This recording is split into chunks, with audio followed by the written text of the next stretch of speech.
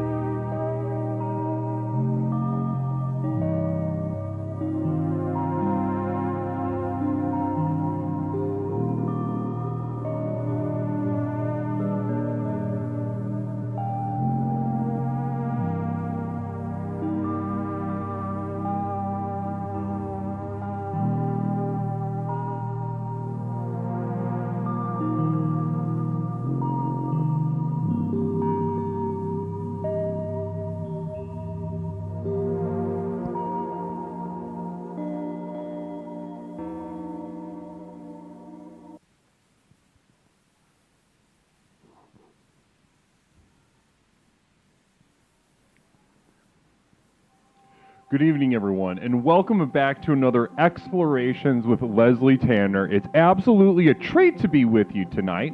Tonight, we are going to dive into something a little more practical, something that we can take home with us into our daily lives and start putting to use right away. A lot of times we think ethereal, but tonight, boots on the ground. What do we do with the dead bodies that are increasingly everywhere? Let's make some lemonade tonight on Explorations with Leslie Tanner.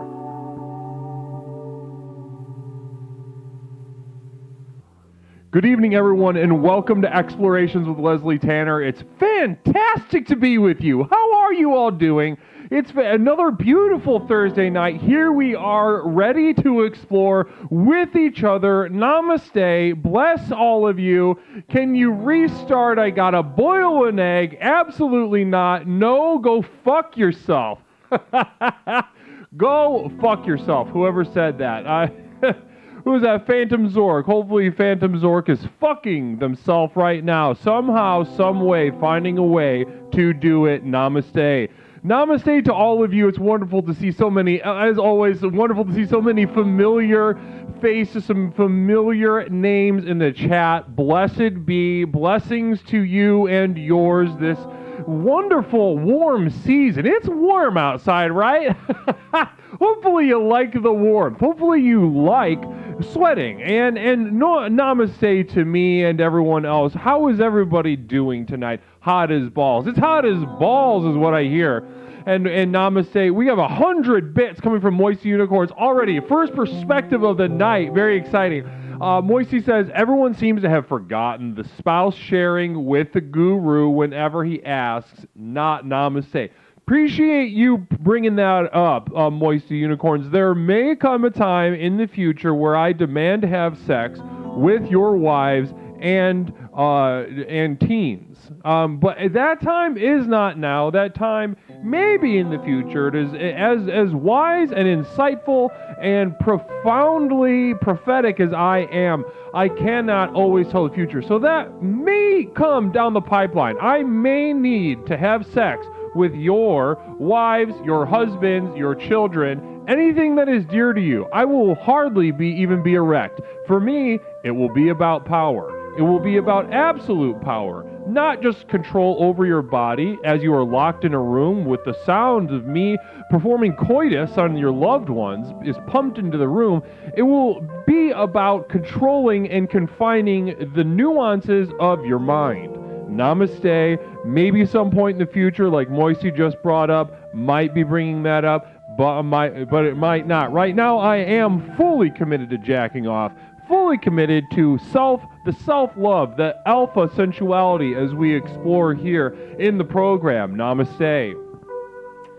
Namaste. I'm available, says Meagle Cakes. Well, that's not fun for me. Something has to, given the situation that we were just talking about, it has to be some sort of transgression, some sort of violation in order for it to work out. And tonight we're going to be talking about dead bodies. Talking about dead bodies this evening. Now, the reason I wanted to get into it is because I don't know about you guys. I don't know about everyone else in the world out there, in your towns, enjoying or not enjoying your life in your towns. Namaste.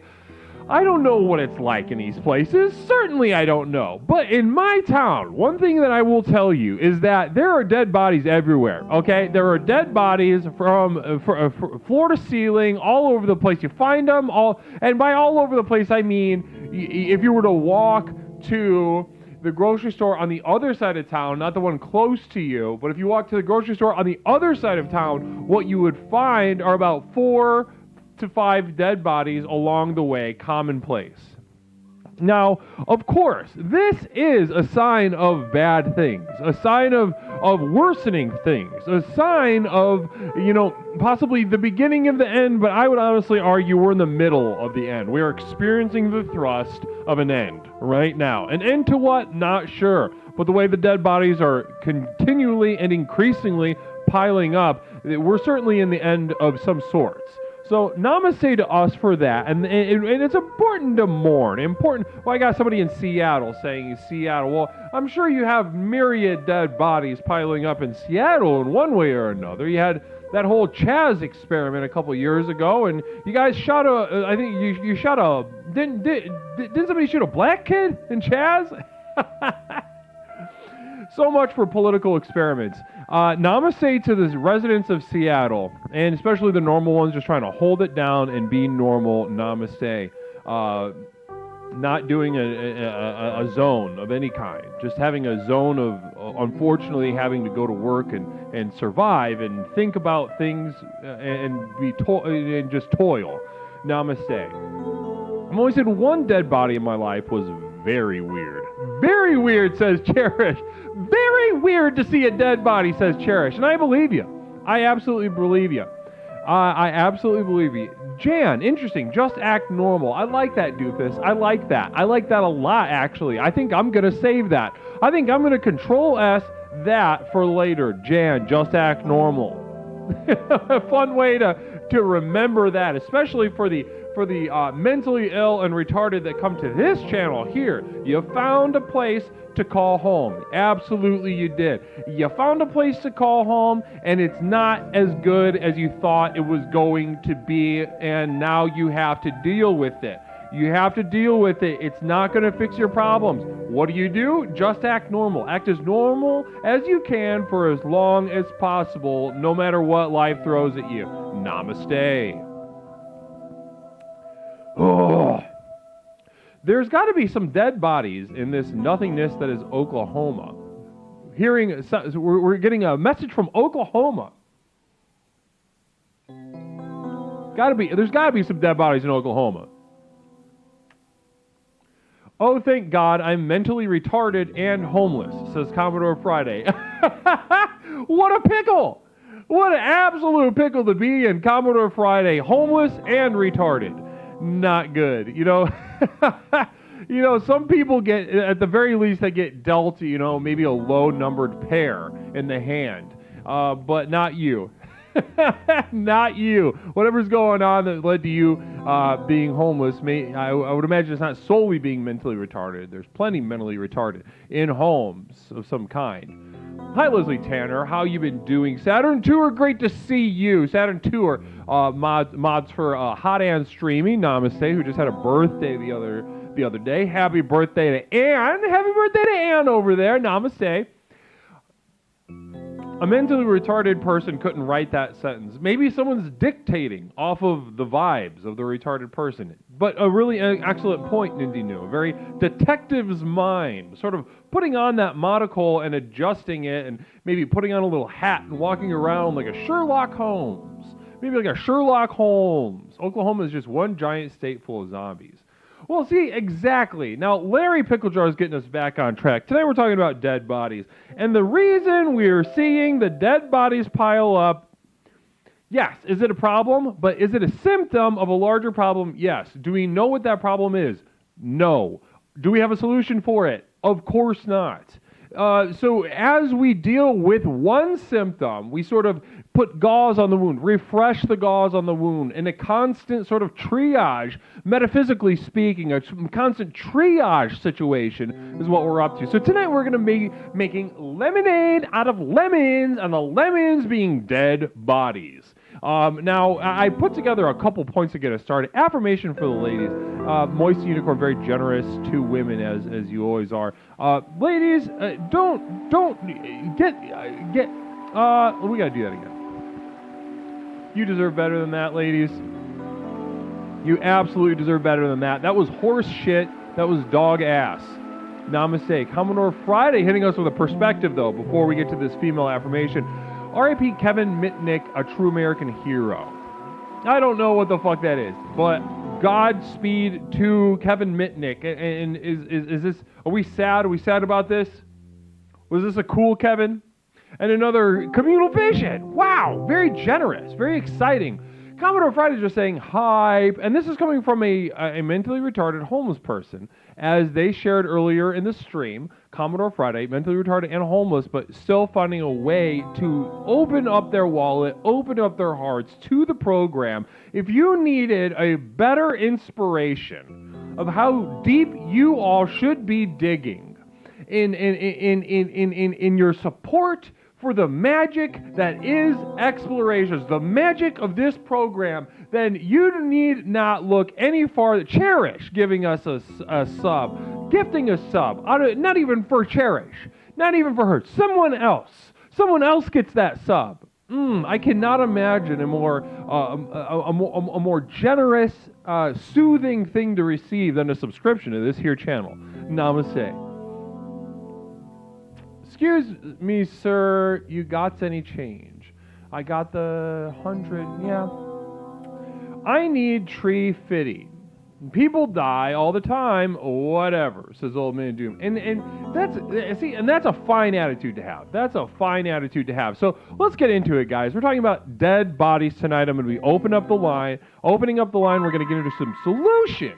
What are some things to look out for? What are some ways to deal with the piles of dead bodies, either up close or afar? Now, what I'm going to be doing with Namaste No Pagite, giving us gifting us a sub, very extremely generous of you. Thank you so much. And this hype train is going absolutely bananas ass ape shit. Poop in your hand, throw it at the wall, leave it there, and forget about it until you have a guest. Become aware of your surroundings. They ask about the poop, and then you start crying, and then they leave. Namaste. Stone Monster hitting us with a perspective, communal vision. Fun in the sun, says Stone Monster. Namaste to you. Thank you so much for those bits, and thank you so much for that valuable and warm perspective. Valuable and warm perspective from Stone Monster. Thank you so much. I really appreciate that. Bless you and namaste to you. Witness me. Witness me. People die, people live. Yes, absolutely. So guys, let's do it. People are dying, whether it's a mass shooting, rise in infant mortality, declining age span. There are a number of ways that bodies are piling up in every goddamn direction. Sometimes we see them in the street. Sometimes we see them bloated in a river. Sometimes we go and see it in the hospital. Sometimes, who knows? I don't want to put a cap on that. I'm just trying to get our minds, our memories, our creativity going. Communal vision, very exciting. Can't wait to read this from I'm Too Sweet 1D. Compound Fund, the program works. I'm Too Sweet. Thank you so much. I cannot tell you how much I appreciate all these bits, all these perspectives, all these visions. Namaste to each and every single one of you. I bless each. Genocide is the quickest route. Genocide is an important one. Genocide is, if you're looking for a barometer, sort of which way the wind is blowing, anxiety-wise for everyone. If there's genocide, yeah, people are worked up. Something's going on. Now, is genocide a problem? Ooh, yeah, sure. Ooh, yuck. Stinky poo. Sucks ass. However, is genocide a symptom of a problem as a mental health professional? As a legally licensed mental health professional, yes, absolutely. Genocide is a symptom of a problem. It is not the problem, okay? It is a problem. It's not the problem, all right? We all got a lot of problems, and genocide is one of them, not all of them. There are other problems that we can get to. Even tonight, namaste. Super Nintendo Chalmers, bless you, namaste. Cherish hitting us with a perspective, a communal vision. I'm sure this is going to be wonderful to read. Just throwing my love out there for you and this awesome community. Namaste. Bless Leslie. Bless you. Bless you. My blessings. I am a mirror. I am a vessel. I am a prism through which blessings and misery flow and are refracted and largely made worse and given back to you. Namaste. Stone Monster 400. Hope we all get into the documentary after the program is locked down by the FBI. Absolutely. And guys, tell your family ahead of time that 10, 15, 20 years after the FBI locks us down and murders the vast majority of us, tell them to watch the YouTube documentary. Don't wait for the ABC documentary or the Netflix documentary or in the theaters. What you want to do is get on some of these YouTube channels. Someone watch out for the YouTube channels because they're going to have the most up-to-date and relevant information as far as the absolutely inhuman shit that we're going to do once we have a compound, once we find our rhythm in that compound, once it's good for about 6 weeks and humanity truly reaches a sort of apex of beauty, and then after that it's going to turn into, really awful, sort of mind-bending shit. Namaste. The YouTube doc will be the best, absolutely. And you guys know what I'm talking about, right? These YouTube documentaries, the Head and Shoulders better. Head and Shoulders better than this Netflix bullshit. And then I feel like Netflix is biting all these YouTube documentaries. Do you know what I mean?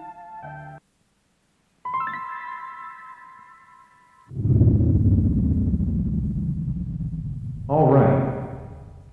Thank you so much for the bits. I really appreciate that, FSD Alpha. Appreciate that. And as we enter the compound and the waning days of the compound, blood, sinew, cum, puke will all kind of turn into one smell. And your mind will be so broken that it will smell good. Namaste. Wonderful. Whoever they cast as Leslie will have to have awesome abs, says Old Man Doom. I certainly assume so. I mean, if you're trying to give an impression of me that is, a sort of larger than life impression of me that's even more effective than I am, which is hard for me to imagine, me being as effective as I am, both in my personal life and professionally within this program. It's hard to imagine. It's hard to imagine, absolutely. We're going to be shopping for a compound hopefully very soon. Try to get this real estate agent to get back to me. We found a hopeful spot. We'll see. We'll definitely see. But in 100 more bits, also we gotta do a female affirmation. 100 more bits from Stony. Damien Eccles should play Leslie. Damien Eccles, like current Damien?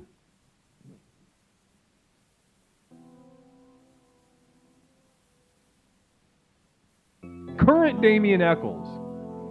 Does everybody know who Damien Eccles is? From the Memphis 3?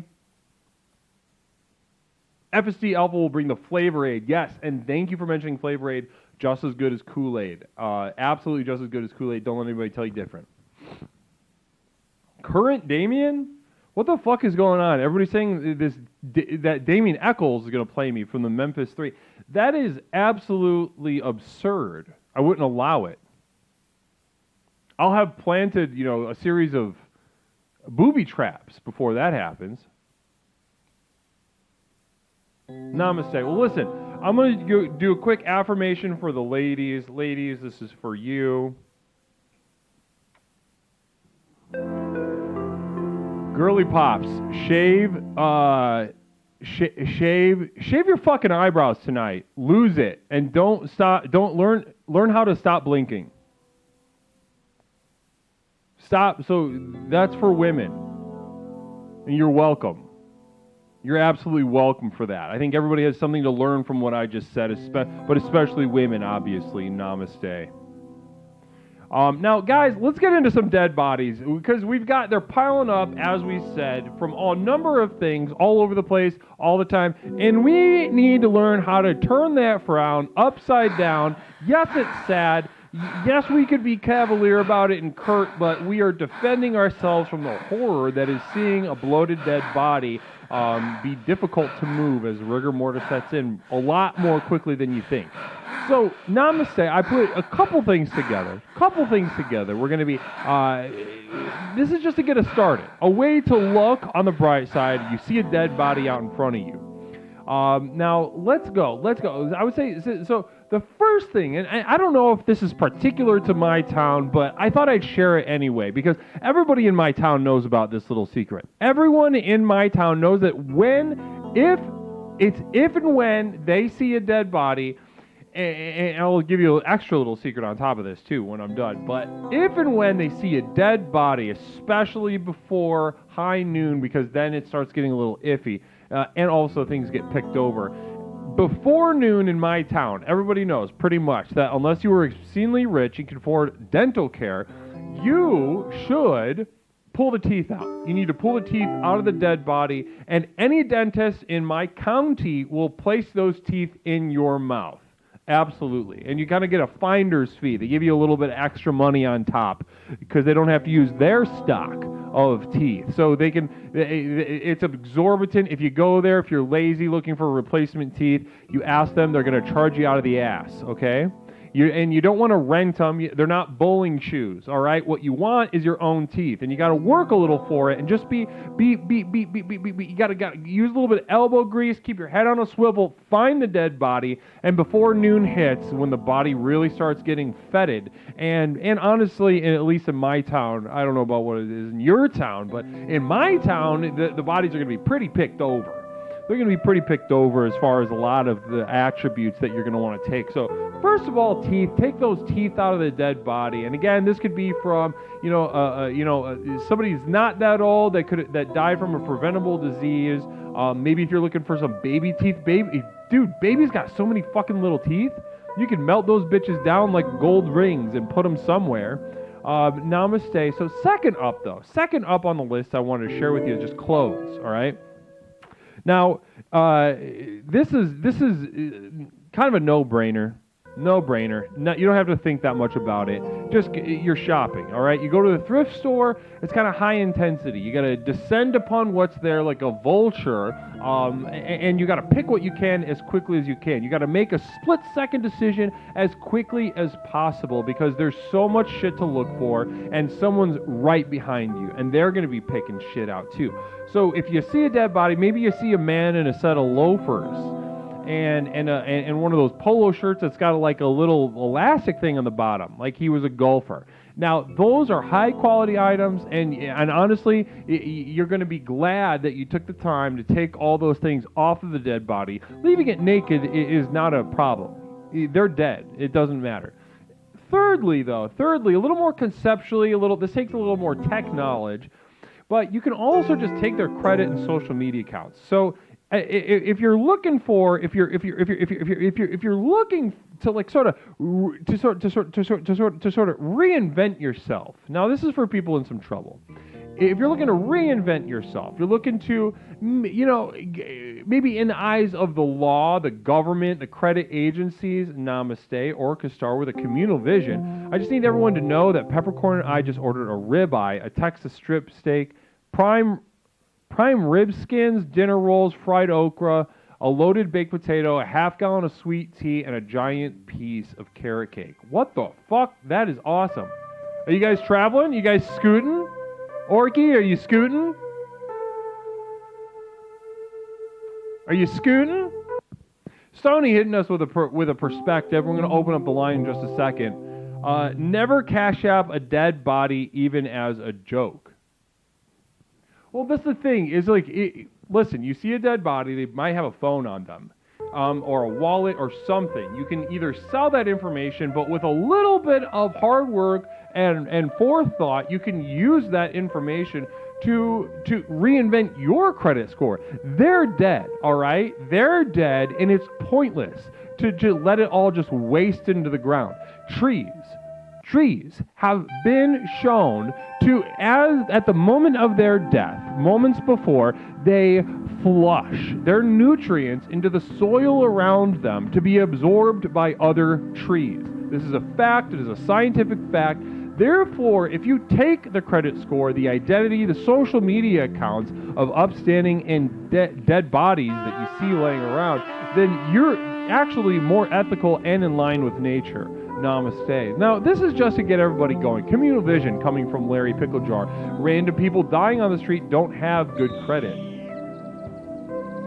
Yeah, I could see that. I could see that potentially, but you don't know that. And if your credit's bad enough, you're willing to throw the dice.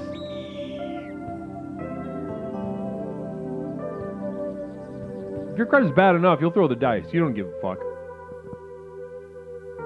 Larry, namaste. They're dead. Okay, so guys, let's get going. Opening up the lines.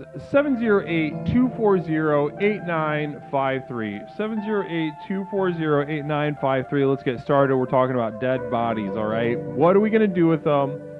How much work does it take to do certain tasks? Let's brainstorm. Let's put our heads together. I can come up with a million ideas tonight. No shortage of ideas.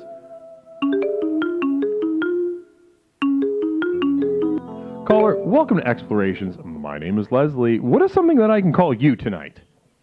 Mr. Leslie Tanner, it's your guy, Tony Spaghetti. How the hell you doing? Holy shit, Tony Spaghetti. First caller of the night, Tony Spaghetti. You know it's going to be a good night. If your first caller of the evening is who? Tony Spaghetti. Tony, how you doing tonight? I'm doing fantastic. The reason I called in, we're talking about dead bodies. I'm like, listen, I'm the guy to go to. I know about all this shit. You're like, hey, what I got to do? Listen, I'm the guy to call in, Absolutely. I knew you were going to have something cooking up. I'm sure. If you had to ballpark figure how many dead bodies you've seen in your life, what would you say, Tony? Talk to me. I grew up in 70s in New York. Are you kidding me? There's dead body all the time. You see, it's like, it's like a hot dog trash wrapper, dead body here, dead body there. You're all right. You just walk over them, you're all right. Keep doing what you're doing. I see what you're saying. I do. I see what you're saying. Namaste. I think that's... in New York, there was murders. People just left out on the street. Nobody cared. Also, I want to respond a little bit to Larry Picklejaw's comment. He's saying dead people don't have credit. And let me tell you something. Listen, if you're the astute criminal, dead bodies can have the most credit because you just steal them and take their identity. They're dead. You know what I mean? Take their identity, open up some new credit cards. Interesting. Yeah, I think that was my line of thinking. That was my line of thinking. I bet some of them have no credit, but I could see his argument from a sort of certain perspective. I'd love to hear your response to this. Stone Monster gifting a sub to Yusuf. Yusuf, namaste. Bless you and namaste, and welcome to the program, Yusuf. Enjoy that subscription, and Stoney, thank you so much for that very generous gifted sub. Bless you tonight. I don't think Tony knows what credit scores mean, says Larry Picklejau. No, you don't even worry about that. It's all cash only. But I like his style. He's like, hey, they got credit, but like, listen, you don't try and, you don't go over a homeless guy. You see a homeless guy dead in the street, you're like, nah, I'm not going to pick his body. But, you got a guy in the street who looks pretty good. He's all right. He got cats maybe, and then you take his wallet, maybe open a couple of credit cards and have some fun. What are you doing, there's something, I think that's pretty interesting. Can you tell me what a credit score is, Tony? Well, credit score is a FICO score preserved by the credit card companies to tell you your risk assessment, right? So someone who doesn't pay their bills on time, and all of a sudden you got a low FICO score. But, someone who pays their bills on time, they got a good FICO score, right? So, but, hey, if you're dead in the street, I'm going to take your credit. You understand? I'm going to take your credit. This seems like a pretty good explanation of credit score to me. I couldn't have given it as good of an explanation as that. But listen, I've been around the block a long time. You just that's what you do. You don't pay your bills, you got a bad credit score. You got to pay your bills, you got a good credit score. It's easy, But here's what I'm saying. 1976, I'm in Brooklyn, New York. Someone got murdered in front of my stoop. It stood there for 4.5 days straight before anyone tried to clean it up. We just walked over and went to school. We just walked over. No one cares. It was the 70s. No one cared. And what did you touch it? I mean, we poked at it. A classic type situation. Look at the dead body. But then after a couple of days, you're like, can we get this dead body out of here? But in New York in that day, like, no one cared.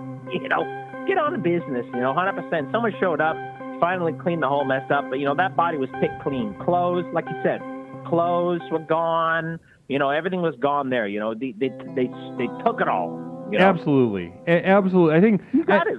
So you learned at a very early age a sort of familiarity with the dead bodies. Yeah, and listen, I was in my early teens.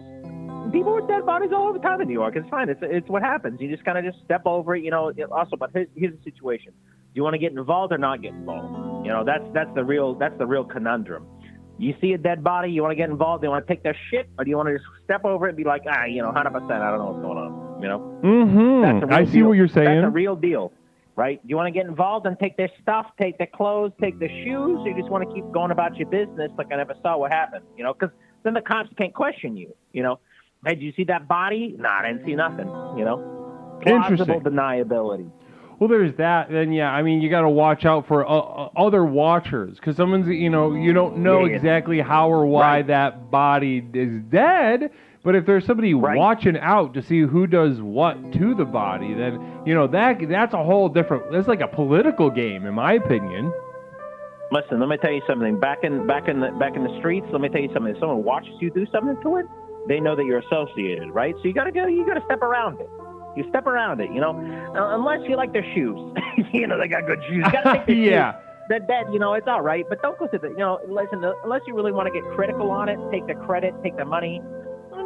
Just leave it around. You touch the body, you get fingerprints on it. The cops are coming at you. There's a whole bunch of situations. 100%. I think you said it very well. I think that's something to look out for with your experience on the streets, Tony Spaghetti. I think there's something that we can all learn about how to and whether to interact with a dead body. It seems like it's at least partly a timing game. In my town, it's pretty much it's a sort of like post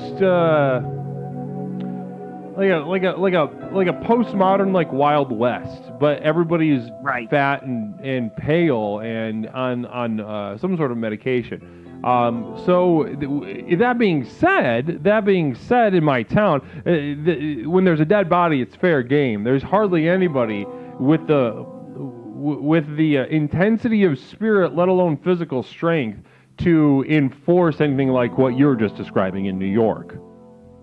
Right. Because let me tell you something. Chicago's a whole different situation. I don't get that involved because I know better than to fuck around in Chicago. I know better to fuck around out there in the Midwest. In New York, they'll pick it over. They'll be like, hey, what's going on? Also, let me tell the explorers tonight why my name is Tony Spaghetti, because I feel like spending a little bit of time. I'm in the witness protection program. My last name isn't Spaghetti. My real name isn't Tony. Namaste. Hold on. We were just raided. Hold on, Tony. I hate interrupting you because I cannot wait to hear this story about an origin story for Tony Spaghetti. But we are raided by Dark Flames. Namaste, Dark Flames 88. Bless you and namaste to you.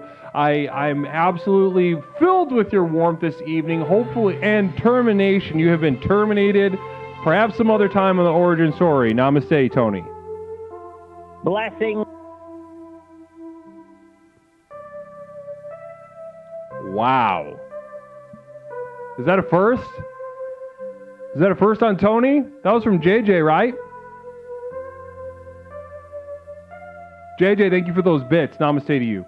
That is extremely generous of you. Extremely generous of you.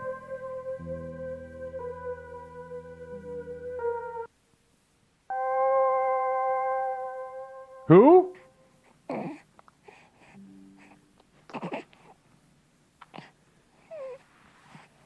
Oh, it was Larry. Larry put a bullet into Tony's head. Namaste to you, Larry. It was Larry. Okay. There we go.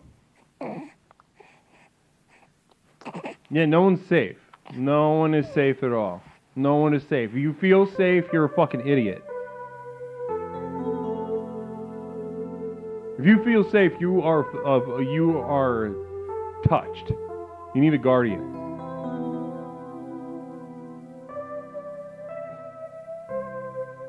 Depriving us from an origin story, though.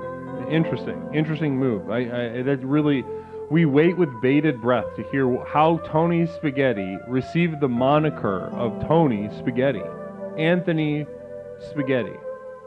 I'd like to thank Jessica Risker for that sub. Thank you so much. Mod Jessica Risk, moderator. Namaste to you and bless you for that subscription. Bless you and namaste to you, Jessica. Bless you.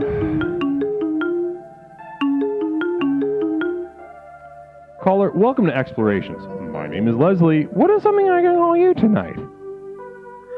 Oh, hey.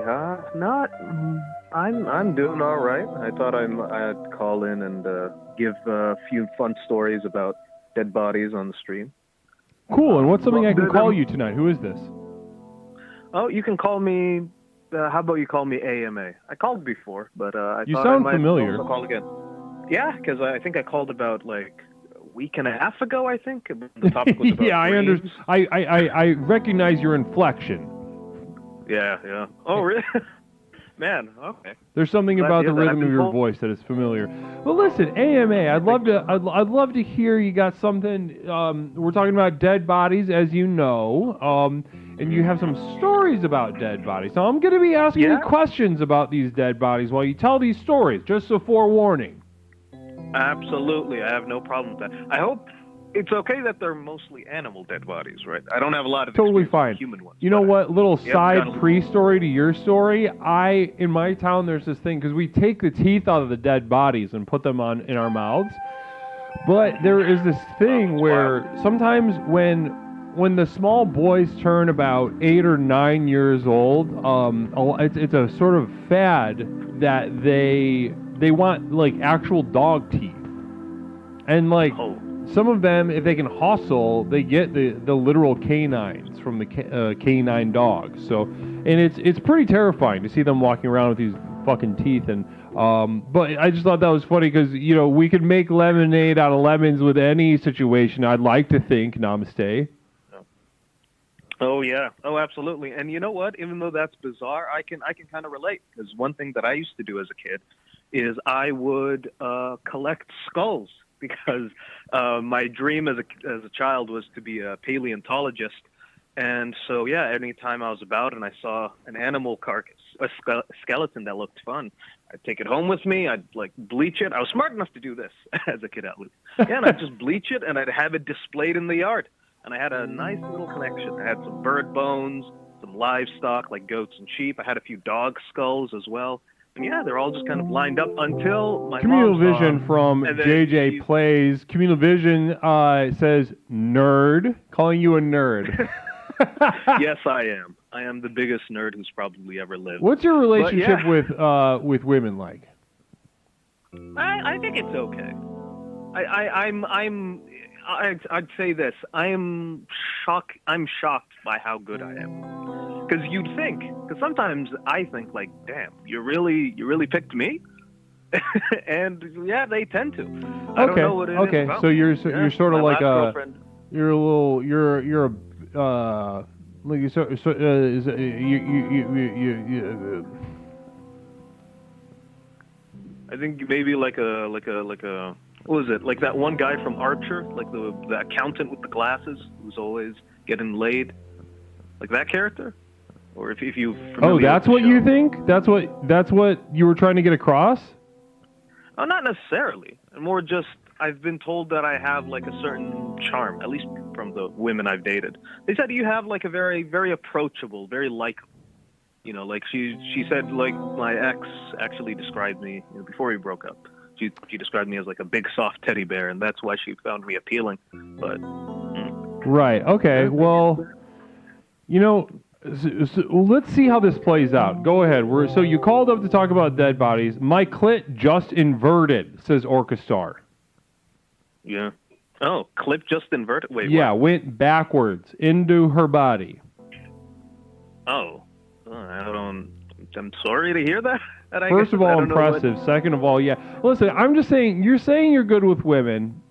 And what I'm saying is, let's listen to these dead body stories before, we make absolutely. make a complete call on that. Inverted clits are penises, says Nindinu.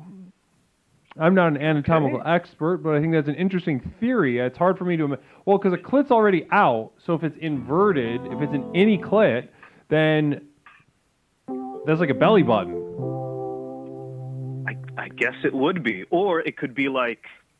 Or it could just be like, it could be penetrating, I guess. It's This like, dude gives me like, weird vibes, says Cherish on a Communal Vision. Yeah, I mean, I am a bit of a weirdo. And you like have I said, been as a kid, I terminated. Namaste to you. Okay, yeah. No.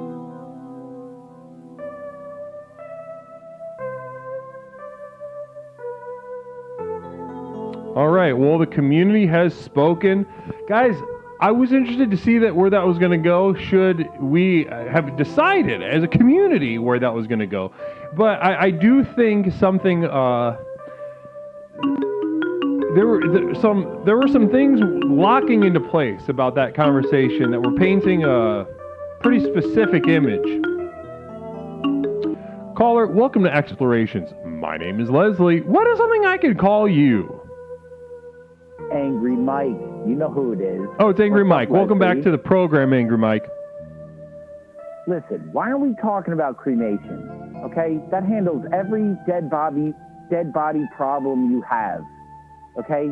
So let's just end the stream tonight. We'll end it early and cremate the body. It's it. You put it in an oven. I don't know how it works. Somehow the bones go away, and then we're good to go. And then everybody lives their lives.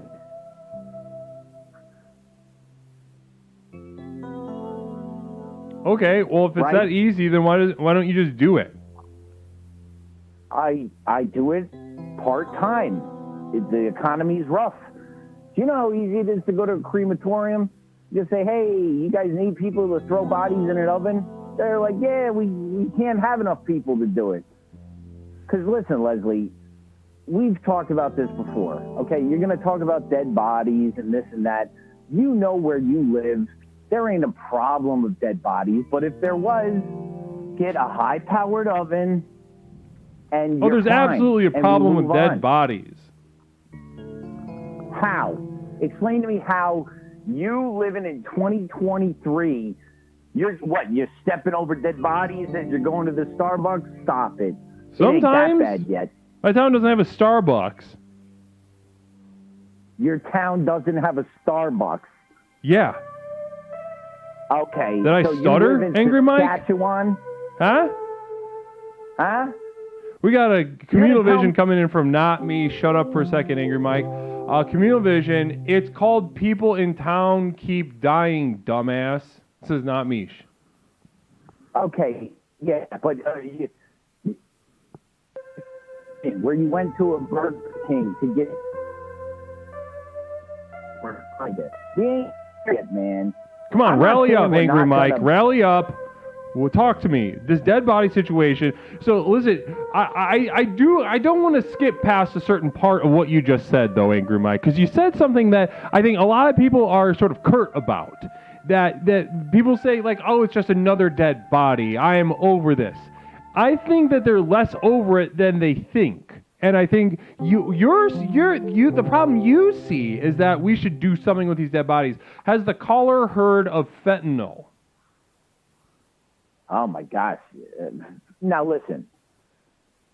I have heard of fentanyl, okay? And if you go to some guy on the side of a corner in an area you don't know well, and you say, hey, can I have some cocaine? And he's like, sure, it'll be $10. I guarantee you there's fucking fentanyl in there. And if you decide to snort that up your nostril, namaste. I'm not going to tell people how to live their lives. You know what I mean? And most of the time it's going to work out for you. But a lot of the times it's not. And you're going to sit here and tell me that because you choose to take a $10 rip, I got to be inconvenienced when I'm trying to walk to the Wawa that's nearby to get a sandwich and move on with my day? Listen. Have you ever been out in the countryside? Everybody talks about overpopulation and stuff. I've driven through swaths of states. Swaths. Eat Leslie. human flesh, you might get high, says FSD Alpha. Listen, Angry Mike, it sounds like you do indeed sound angry. It sounds angry, but a lot of your ideas about where people should go and how they should get there and what they should do once there are kind of detached from reality. Mr. Defoe says, Angry Mike thinks cremation is the answer, hasn't seen Return of the Living Dead. You're right. And Defoe's 1,000% correct. I'd never see that movie. Okay, that'd be like going to watch The Matrix 3. Okay? It'd be an idiotic move. You wouldn't do it. It'd be a waste of your time. You know what I mean? But if we're talking about a problem, I'm sorry, but you just did you just slander Matrix 3? You can use whatever legal terminology you want to use, Leslie. I'm just saying, you know and I know that Matrix 3 is not, it's not going to be in the pantheon of great movies. $10 rips, where does this guy live, says Stone Monster. Stone Monster's looking for coke. And listen, you know what I'm about to do, Angry Mike? I'm going to give you 10 seconds to wrap up your fucking theories about dead bodies, because, listen, I can tolerate any number of things on the stream. I can tolerate any sort of hideous conflict bore out into real time for everyone to see. I will not stand by and watch one of the greatest films, and the other greatest films being Matrix 1 and 2. I will not stand by and let someone talk dog shit out of their mouth about institution. Did you finish? Are you done? Yeah, you got about 10 seconds left. 10 seconds. Okay, how about I talk for a minute and you won't do shit? Because number one, the Matrix, really. You could go to any philosopher that lived 1,000 years ago and they wrote... Go fuck yourself. No, absolutely not. I won't tolerate that. Thank you so much. Larry Picklejar, bless you for that termination. Enough of that. Enough of that. I've had about a goddamn enough of that. You can come in here, you can belittle me, belittle the community, pick a fight, fight to the death, do any number of dog shit things. Then we have a psychic emergency.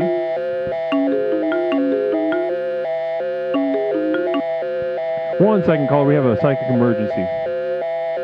Okay. This is the Psychic Emergency National Alert System, also known as PNAS. We've interrupted this broadcast in cooperation with Explorer FSD Alpha to issue a psychic emergency. Cheer 300, fuck that guy. We now continue with your normal broadcast. FSD Alpha, namaste, and thank you so much for that. I really appreciate those bits. And thank you for issuing a psychic emergency, elevating ill will to Angry Mike to the level of a psychic emergency and forcing everyone, all of us, to take that as serious as we would a tornado or hurricane and some such other thing like that. Namaste. Now, caller, how you doing tonight? Hey, Leslie, I'm good. Good to hear from you. Do you know, hold on, there's a poll going. I want to ask you all these questions. Do you know about the Patreon? Ask the poll. Namaste. There is a Patreon. I just forget to mention it, and I'm kind of a retarded guy. There is a Patreon, Community of Devoted Light, exclusive videos, music downloads. There's a monthly postcard in there. You can get all sorts of wonderful tools to really accelerate your progress within the program over at patreon.com. Namaste. Cool. Everybody's saying yes, no, namaste, now I do. Wonderful. So I'm working on a commercial for it right now for the Patreon. I'm gonna make a commercial. If you had to make a commercial, what would you make? You asking chat? I'm asking you right now. A commercial? Oh, for cat food, easy. You'd love to make a commercial for cat food. Yeah, cat food. And why cat food? Lots of cats in the world, and I love cats. They eat a lot, so you'd make a lot of money. Interesting. Okay. First of all, it's very interesting for you to think of that and share that, and I appreciate that. So, Yeah. What's something I could call you tonight? Oh, I'm here, chat. My name's Wiggly Kitty. I'm sorry, say that again? Wiggly Kitty. Legally titty? No, wiggly. Wiggle. Wiggly titty. Wiggle. Like Jello, like a Jello mold, but a breast. Titty. Jello? Yeah, Jello wiggles. Okay, interesting. So we got the wiggle down. Second word being, am I hearing this right? Titty, like a breast. Kitty, yeah, cats. I like cats. Kitty. So a wiggly kitty, not like a breast at all. The small feline animal that we find in many homes. Some boobs wiggle, I guess. Yeah, I would say most are, but so you weren't saying titty though, if I'm hearing you right. No, kitty, yeah. No, I'm saying titty like a breast, like you suck milk out of it. No, kitty like a cat. Okay, we're hearing each other now. Wonderful. Like pussy. Yeah. Yes. Okay. Sure. I thought you were saying. See, my problem at the beginning of this situation was that you were saying legally titty, like a legal tit. That's a good username too, but it's not mine. And yours is Wiggly Kitty. Okay, interesting. Kitty. Kitty. With a K. Yeah. Okay, so Yeah. let's move on from there. Wiggly. Can you hear me? I can hear you. It's just a little muffled, but I can hear you. It's just phone business. That's you. That's not me. Oh, I love your spirit tonight. Wiggly Kitty, talk to me about dead bodies. Okay, I have avoided thinking about dead bodies, especially with my cats, because I'm afraid that they're going to die. Okay, you're worried your cat's gonna die. Yeah, my cat's gonna die, and if I find its dead body, I don't know what I'll do. Yeah, that sounds like shit. That's saying it. Yeah, that Actually, sounds bad. That sounds like shit. I think you're right to be worried. Have you seen a dead cat? Yep. What did you do? Which time? I've seen a bunch of dead cats. Why so many? I haven't seen any. Well, I guess the first dead cat I saw, now I'm going to say with JJ Plays hitting us with a communal vision. JJ says, imagine all of your cats dead. Yikes. How many cats do you have over there, Wiggly Kitty? That's so mean. Why is it mean? They're going to die. I love my cats. That's mean. Why? It's not mean. They're going to... Is it... So would it be nicer to just imagine them living forever? You could just kind of imagine it and just being nice? Forever. Happy in heaven. Heaven? Oh God. Wiggly Kitty, listen, they're gonna die. And that's not mean or nice. Wiggly Kitty. Wiggly Kitty. Yes. Listen, your cats are gonna die. It's not necessarily mean by anyone's... that sucks. I would be worried if I were you. Stone Monster says, I think it will be sad, Wiggle, but you're gonna need a bag to answer your question of what to do. What's the bag for? What the fuck does that mean? Well, go ahead and take a guess.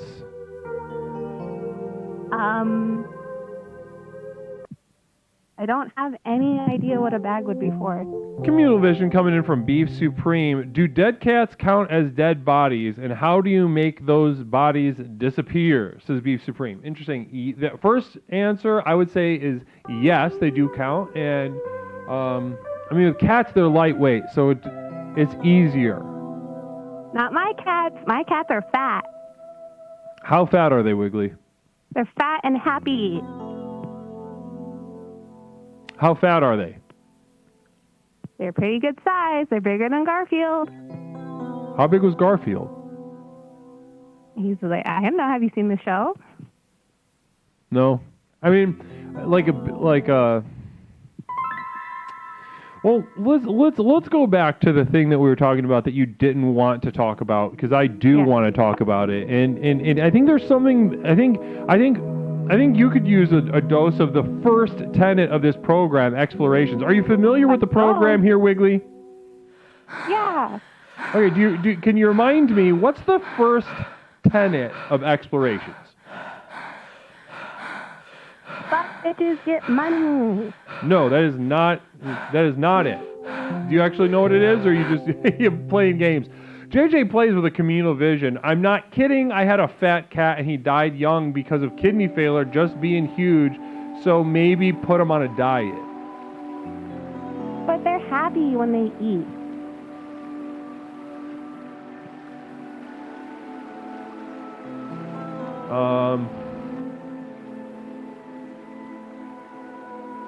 What did I do about that? Find another way to make him happy? That sounds too hard.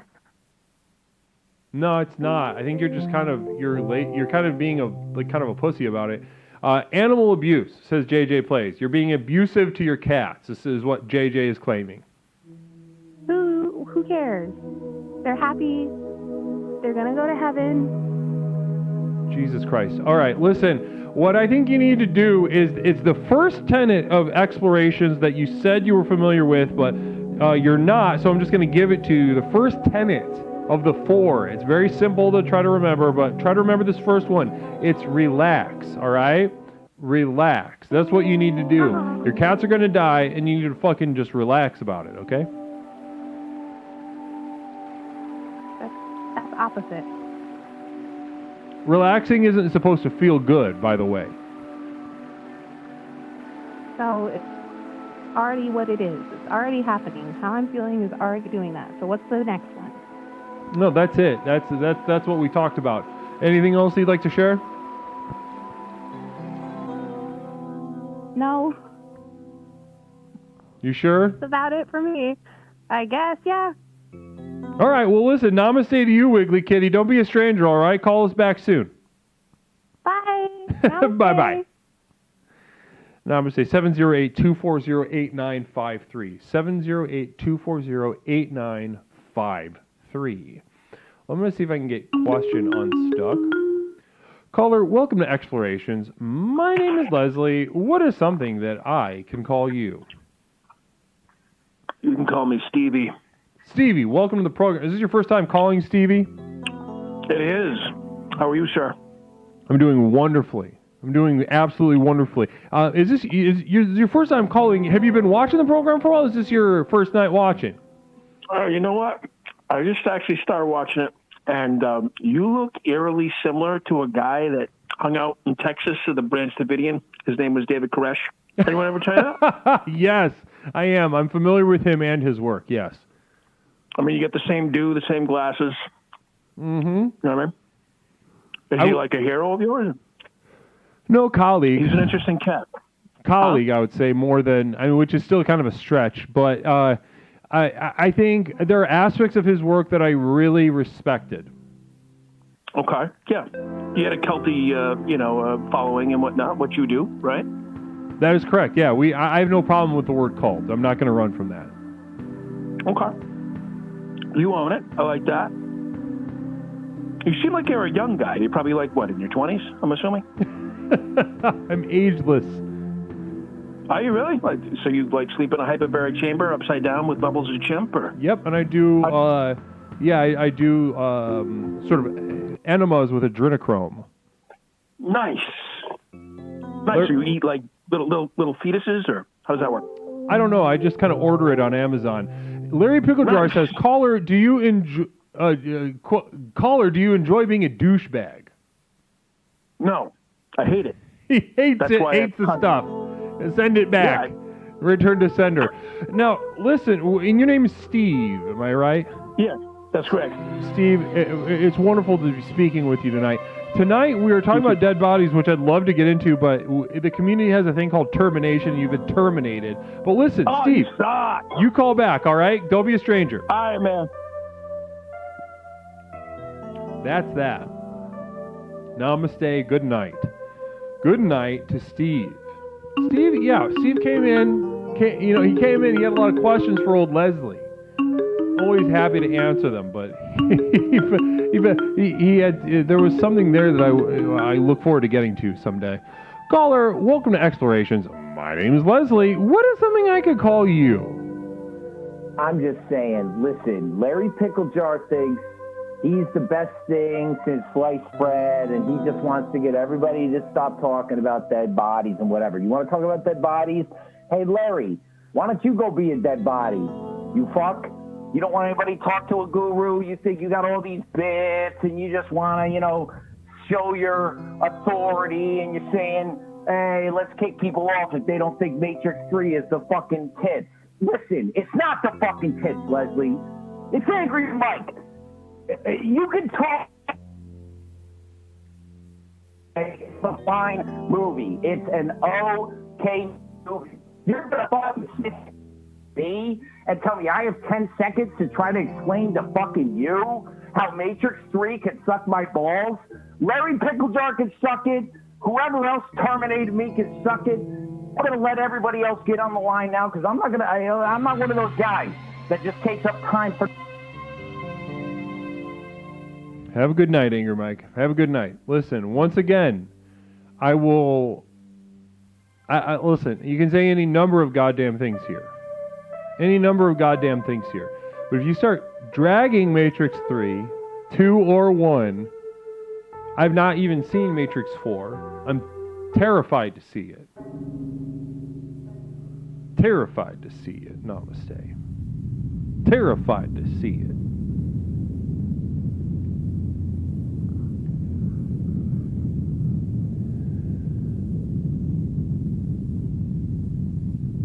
Yeah, they made a 4th one.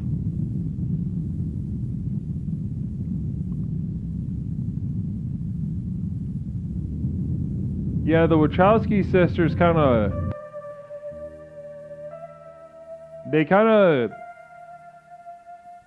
Animatrix is very sick.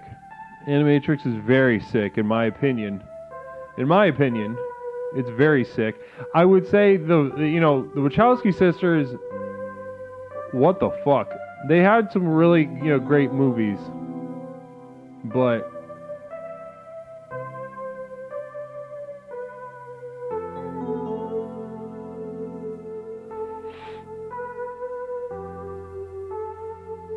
did they switch back?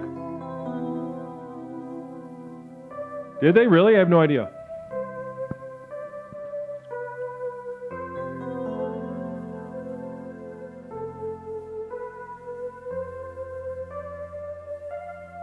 Well, I would consider, I'm going to see the fourth one, but I think it's separate from the three. I think it's separate from the three because I tried to keep up with the movies and shows they worked on in between Matrix 3 and when 4 came out, and they just sucked ass. The more it went on, the worse it got. And the fourth one, so the fourth one came out, you could see like a very distinct world framework happening. Namaste, an affirmation for the ladies. Ladies, watch the goddamn Matrix. Take it seriously. It's more than just an action movie. There's a lot of high thought in it and stuff. Call back. Sorry, caller. Call back. Krang, that was for your wife. Tell her to watch The Matrix. If she's seen it once, tell her to see it again. Namaste, caller. Welcome to Explorations. My name is Leslie. What is something that I can call you tonight? My name is Bill. Bill, welcome back to the program, Bill. How are you tonight? Thank you. Namaste. Doing well. How are you? I'm having a pretty wonderful night tonight. We're talking about dead bodies tonight, Bill. Yes, I love the topic. I wanted to share with the fellow explorers about a side project I've been working on for the last couple of years. I've actually been doing human taxidermy as a side hustle. Interesting. So you are familiar with dead bodies in a way that very few are. Would you say that? Oh, I'd have to say definitely so. Okay. I've done a lot with the dead bodies. Mm-hmm. Now, human taxidermy. Do people bring you the bodies of their loved ones to kind of position and do that kind of stuff, or is it a different different situation? You just kind of find the bodies, or is this government work? Well, it's a little bit of all three, actually. I'll say far and away my biggest clients are guys who want to kind of dress up their man caves, and so we don't tell everybody this, but I have a relationship with the DA in this county, and we take some of the runoff from the local prisons, we'll call it that, and dress them up, and the guys really like it when we give them an aggressive look, narrow the eyes, kind of open the mouth, show the teeth, and then they've got a little story to tell their friends next time they have beers over, about how this guy broke into my house and was threatening my wife, and I had to protect myself, and it's one of those kind of deals. I see that. Okay, interesting. So it's a sort of like trophy as a way. So you can turn these dead bodies that we've been talking about all night, you can turn them into trophies. Question is broken. I'm sorry, everybody, but question is broken. I'm not exactly sure why or what's going on, but hopefully we can get that cleared up ASAP. I'm gonna reset Sammy on my side. Now, talk to me. Would you say that this situation that you outlined with somebody setting up a trophy body in the man cave, would you say that this is the majority of the work that you do, or what percentage? I'd say it's about 90%. The second biggest would be grandparents. Not for the grandparents themselves, but for their kids. But I don't like that work as much because it's a lot more involved. They usually want some kind of functionality, like I can't tell you how many bird feeders I've made out of children in the last couple of years. It's a lot of work. Oh, bird feed. Interesting. That's really interesting stuff. Communal Vision coming in from FSD Alpha. Do you make human leather couches? Have you ever made like furniture, or is this strictly to the taxidermized?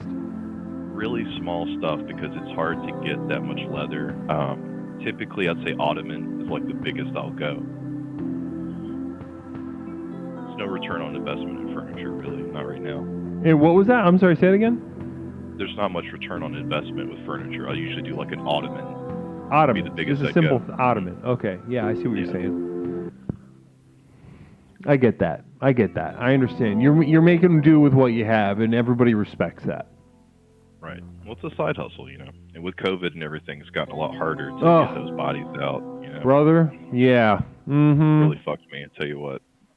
Well, talk to me about. I have more questions. So, talk to me about the process of taxidermizing a human body. And before that, Kai Busan is sharing with us a communal vision. Can I buy your work on Etsy? Says Kai Busan. Can I buy your work on Etsy? No, I'm on an Etsy kind of shop, but it's on the, you know, on the other web. Let's just call it that, you know. So there's like a dark Etsy. Yeah. Like a dim Etsy. Yeah, I don't really want to put the names out there in case, you know, whoever's listening, but you get the idea. Do you get there with like Tor or something? What do you have to have? Yeah. Mm-hmm. Yeah, Tor. Definitely recommend a VPN on that one. Somewhere Okay, so using a VPN to get to dim Etsy where we can buy these bodies. Now talk to me. So let's say I'm bringing to you my third wife. You know, my third wife, the third marriage that ended with a wife dying in my personal life, and I bring you my third wife, and I'm looking to have her taxidermized for posterity, so visitors can see her and in a way that we all remember her. Now, you've got the body laying on the table. What are the first things you do? Take me through the whole process, beginning to end. What do we do to this body to make it up to snuff? Well, to really answer that question, I'd like to ask you, like, what do you want out of this? Are you looking for like a stand-up, or do you want to turn her into like a kind of a furniture? Do you want to sit in her lap for a change? You know, it really depends on what you're going for here. That is a really fantastic question. I would say, let's see here. If I could position her in any way for eternity, Mm-hmm. I would say and I can get this other stuff together for you, but I would say like maybe on the toilet, like a period shit. Oh, okay. Yeah, absolutely. Right. So the first thing I would do like a frown on her face. Oh, okay. I like this. Yeah. So the first thing I would do is I would set her up roughly into position. I would strap her down to like a wooden chair. Wooden is better because it kind of gives a little. And then I soak the body in a proprietary blend of softening agents that really kind of make it nice and malleable. Okay. And once it dries, I put it in basically a big drying rack. And once it nice and hardens, it really retains that shape very well and keeps the skin supple. Okay, interesting. So, it's similar to is this different from the way animals are taxidermized, where they're skinned, right? And aren't they like put back on? It's a little bit different. A lot of my techniques come from ancient Egyptian manuscripts and that kind of thing. I really kind of pull back from ancient history. They were really the first human taxidermists. I have a long, flexible rod that I use to pull out organs. In the case of your wife, we could perhaps widen the jaw, make a cavity in there so you can pee in her mouth and let it flow through, for example. Okay, interesting. I appreciate that. I appreciate that extra mile. Yeah, that's why people come to me. Of course. Of course, they go all the way to Dark Etsy to procure your services. And now, listen, Bill, amazing work that you're doing. Truly gifted, amazing work that you're doing. And any advice to people that are like, that they hear, we've got a handful of probably minors in the chat right now, and they hear your story and they're thinking, oh my God, how do I get involved in this? Certainly there's no club in my high school for this sort of thing or my middle school for this sort of thing. How can I get a head start and get involved in human taxidermy? Make friends with a redneck in your school, someone who likes to hunt. Chances are they have a deer blind and one of those things for draining the bodies, and then it's just a simple matter of getting them a little drunk and making the right connections. Connections. It's as anything. Just be cool, be nice, make friends with mainly rednecks. Namaste. I don't think you could have given better advice than that if I gave you a million years. So, listen, I really appreciate, and actually before you go, there's one more question from the chat that I saw. Does he eat his specimens like the British ate the mummies they dug up? Do you ever take a little bite? You ever chew on something? Curiosity does get the better of us from time to time. I have to say, humans. No one can blame you. Don't be embarrassed of that. Don't taste good. Humans don't taste good. I don't recommend it. Our diet is terrible. Well, namaste. Listen, thank you so much for being as honest and open and giving and honestly very nurturing to the youth tonight. We really appreciate your energy this evening. Absolutely. Namaste. Thank you for what you do. Namaste, Bill. Bless you.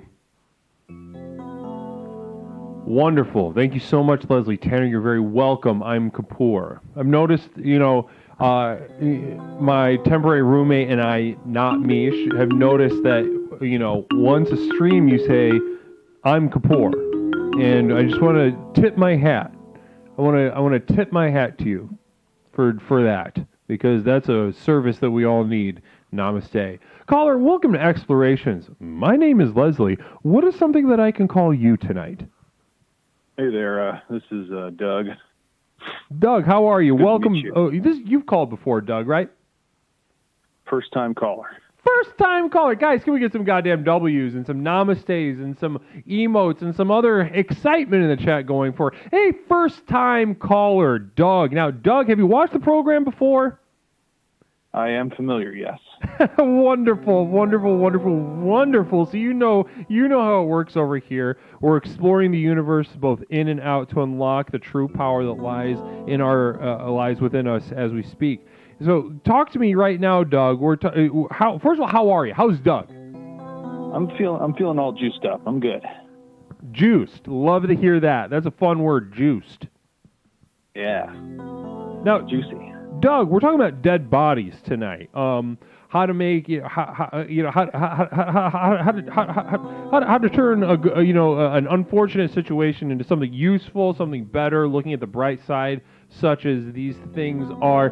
Can you talk to me about dead bodies? Have you ever seen one?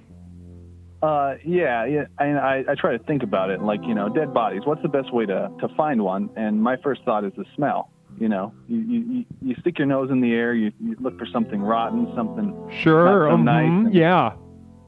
You get lucky, So, I wish we could make use of this natural resource and make it more readily available, the people who want the dead bodies. Doug, couldn't agree with you more. Absolutely couldn't agree with you more, Doug.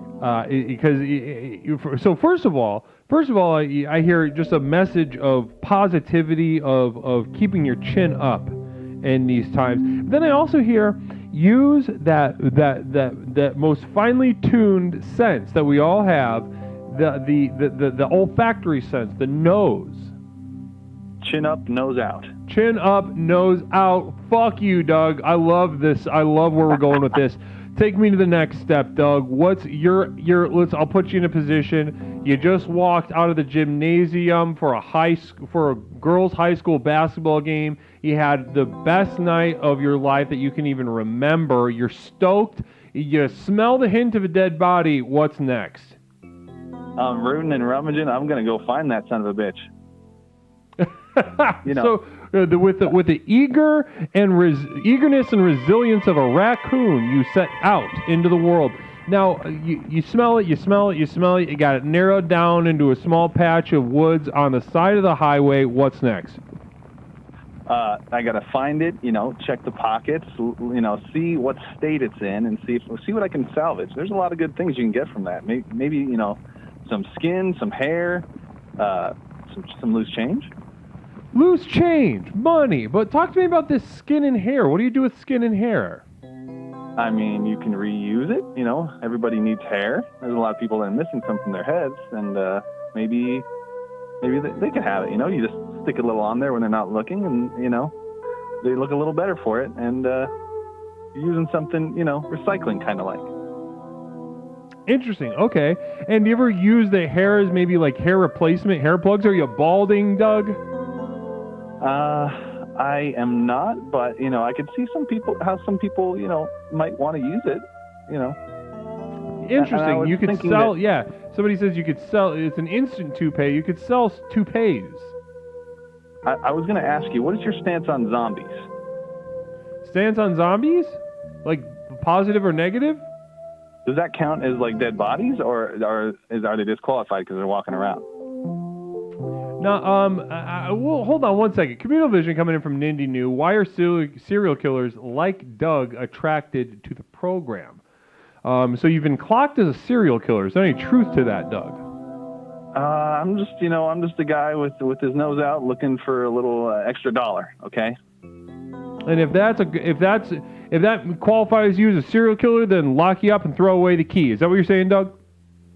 Damn straight.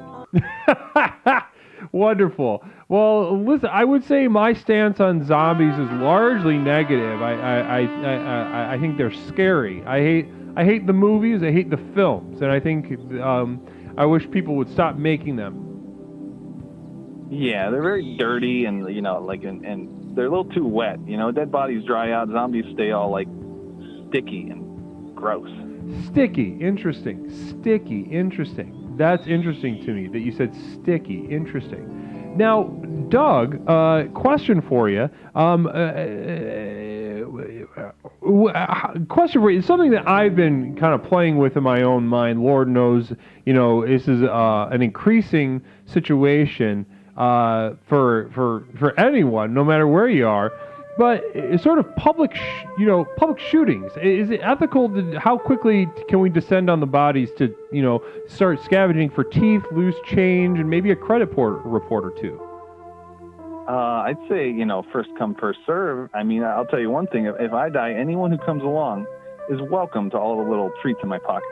Interesting. So someone shoots you at the mall. You're saying public record. They can take whatever they want off your body. We don't have to wait for your family to identify you. We don't have to wait for, you know, any sort of funeral proceedings. I mean, they might mind, but I'm not gonna mind. I'll be all right with it. I'm sure I'll be fine. Interesting. Okay, I think that's very brave. I think you're very progressive and a pioneer in a lot of ways, Doug. I think this is you've outlined some very interesting positions. Thank you. Yeah, wonderful. Well, listen, I want to give you 30 seconds. You got a good attitude on you, Doug. It's wonderful to hear from you. First of all, I don't want you to be a stranger. You give a call whenever you have the time to. All right. I could already tell that you have much to offer us here at Explorations. But I want to give you 20 to 30 seconds. You got a good attitude. How we see a dead body. Take us, just how do we keep a positive attitude? How do you do it? How does Doug do it? Well, I just, I try to think of all the ways that maybe we could use these dead bodies for profit, or, reuse them, or, I don't really want to end up in some sort of Soylent Green situation, but, I'm leaning towards it. I don't want to go full-fledged, but I'm hoping we can, use them more than we have been, because, right. They do have good parts. All parts of the buffalo. Yeah. Wonderful. Well, namaste to you, Doug. I really appreciate how generous you've been with your time and energy tonight.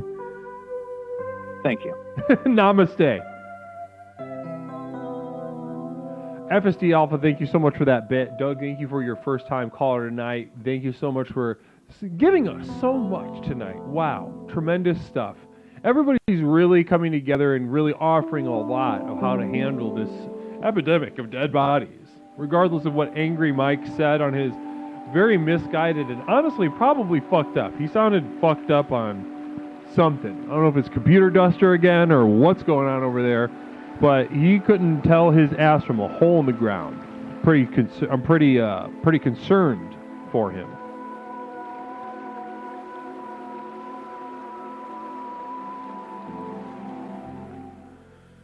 Namaste. 708-240-8953.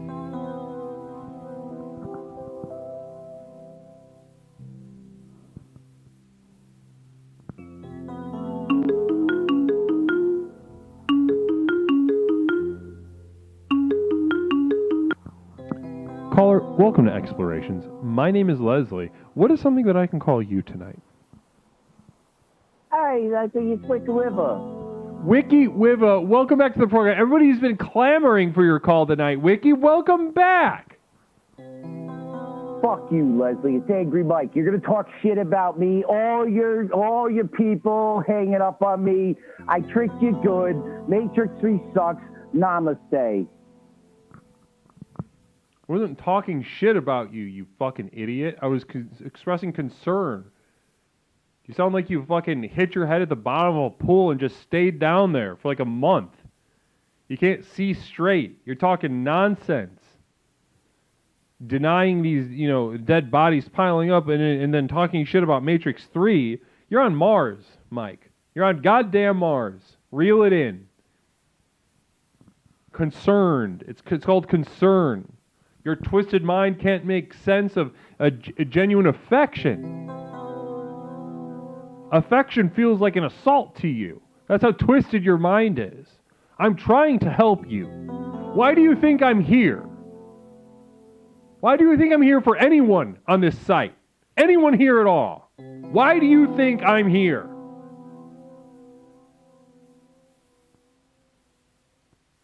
I'm trying to help you. I can help you. But not if you fight me like a colicky little toddler. Namaste. 708-240-8953. 708-240-8953. We're talking about dead bodies tonight.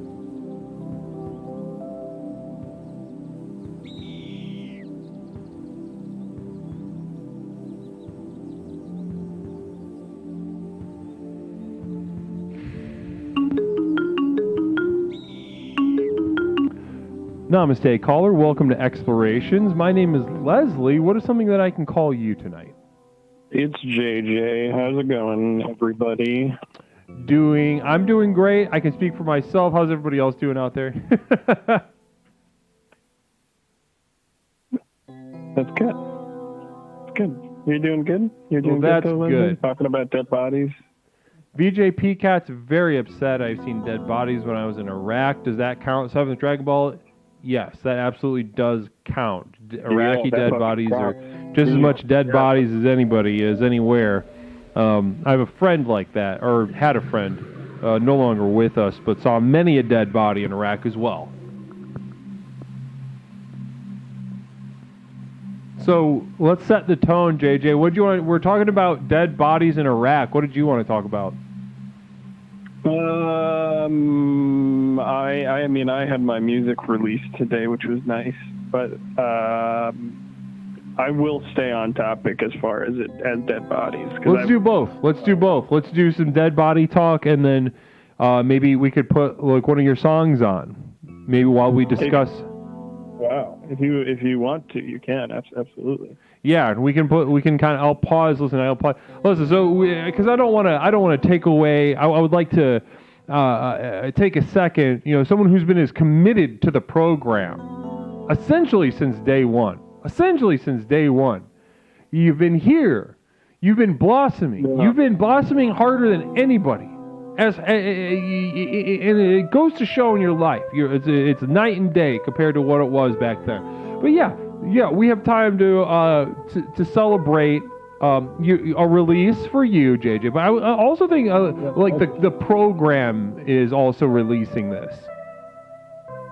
Correct. Yeah. No, it's in due to the program. Lots of inspiration. I'm not even kidding.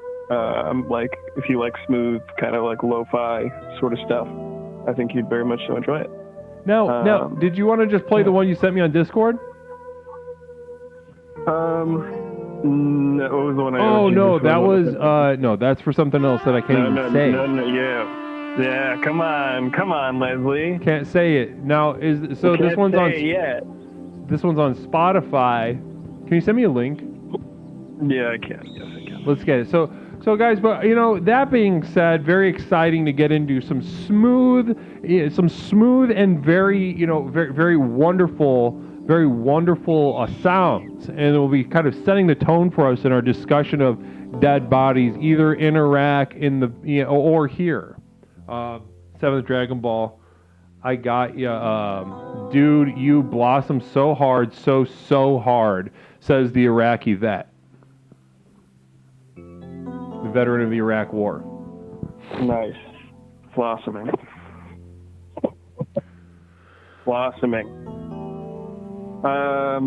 Zoomer detected. I'm not a Zoomer. Hold on one second.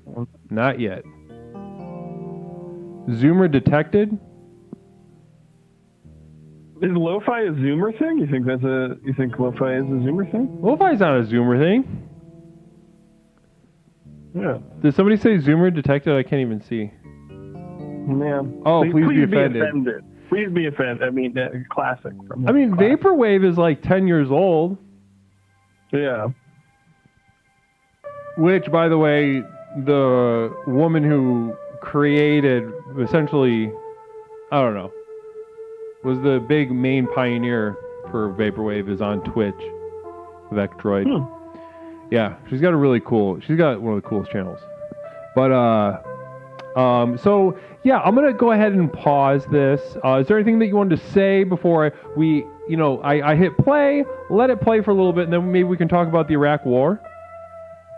Yeah, absolutely. I hope everybody enjoys. It's on Spotify. This is all inspired and has been created alongside you guys, the community, thanks to the program works. That's the end note to this, right? The program works. I hope you enjoy it. It might be for some people, it might not be for others. Bart Simpson will definitely enjoy it. Well, and either way, I have it's hard for me to believe that it wouldn't be for everybody here, as it came from the bosom from which we all thrive. Namaste here at Explorations. The program works. Namaste. LOL also, and blessings. So I'm gonna go ahead and let it play for a little bit, and then we can get into the Iraq War. Does that sound okay? Absolutely. Let's get after it.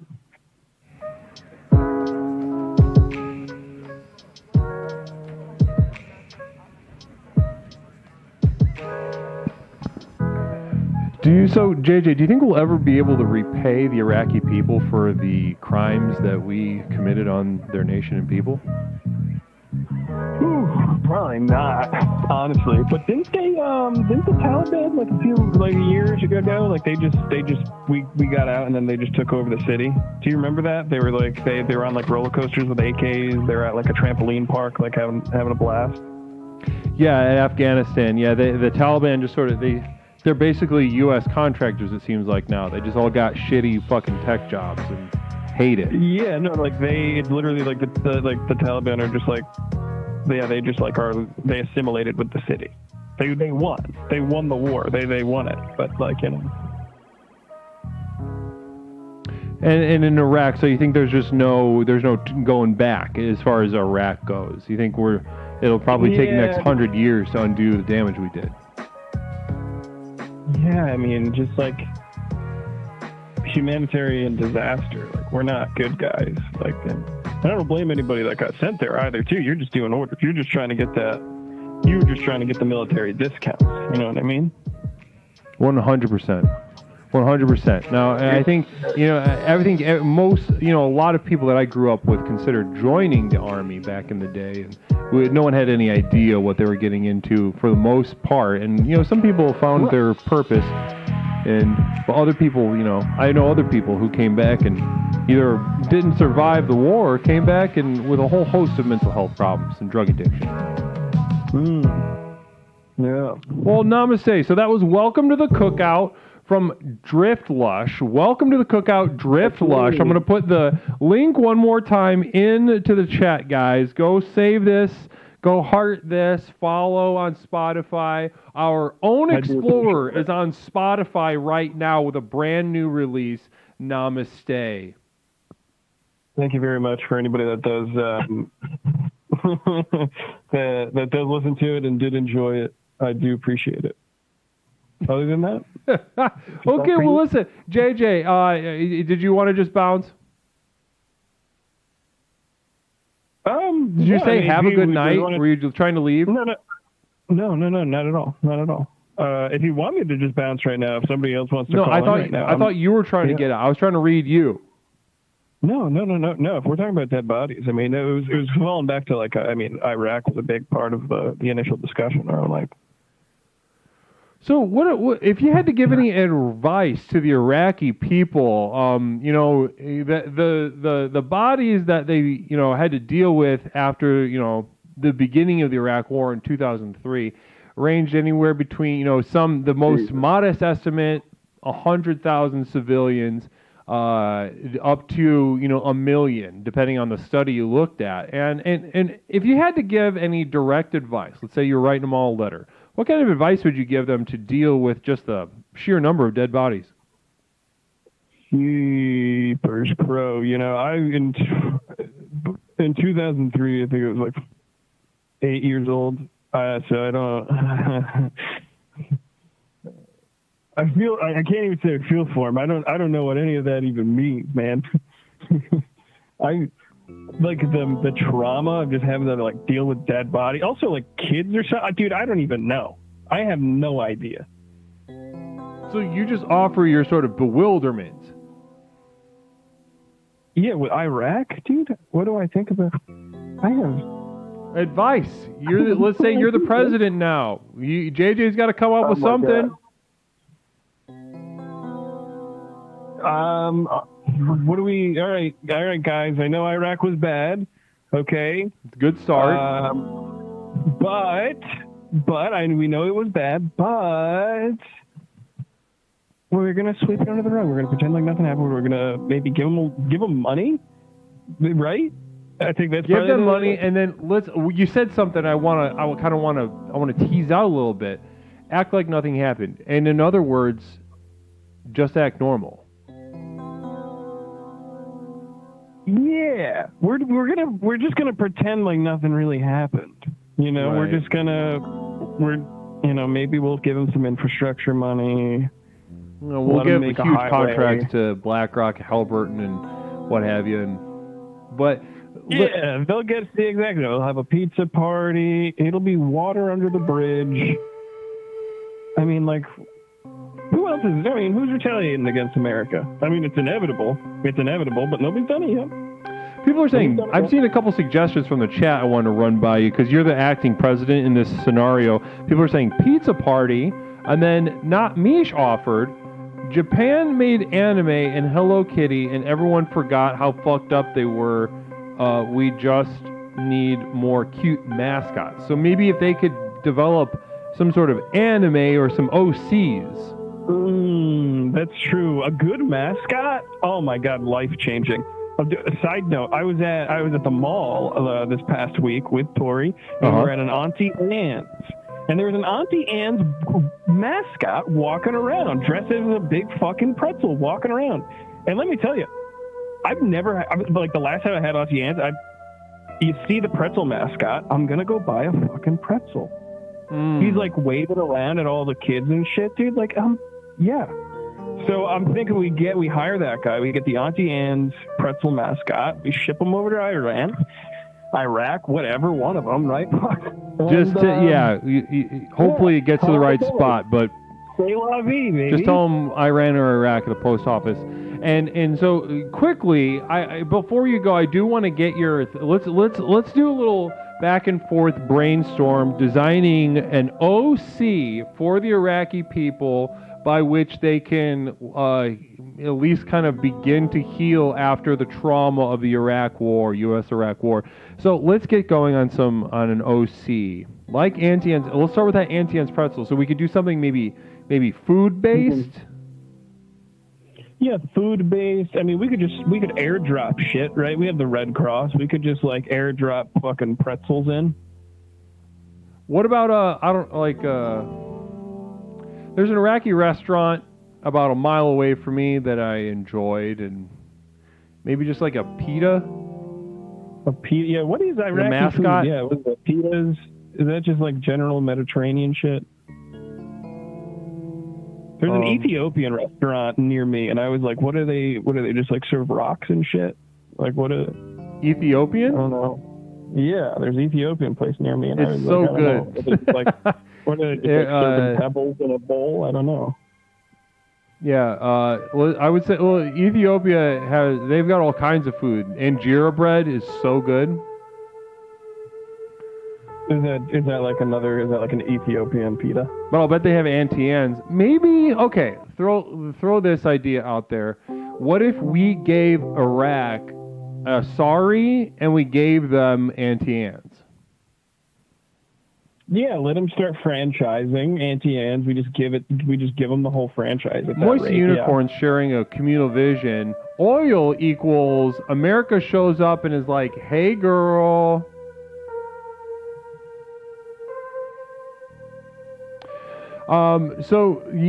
Thank you, Moisey. That really resonated with everyone. I really appreciate that. But also, I'm going to throw this by you. You're the president in this scenario.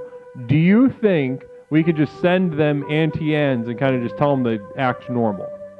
The Iraqi people. Yeah, I think we really could. Have you? I mean, again, anybody who's had Auntie Anne's, like if you just like sipped on like their lemonade, you know, you had a nice fresh lemonade and some pretzel bites. Maybe some cinnamon sugar pretzel bites or something. You know, yeah, worth a try.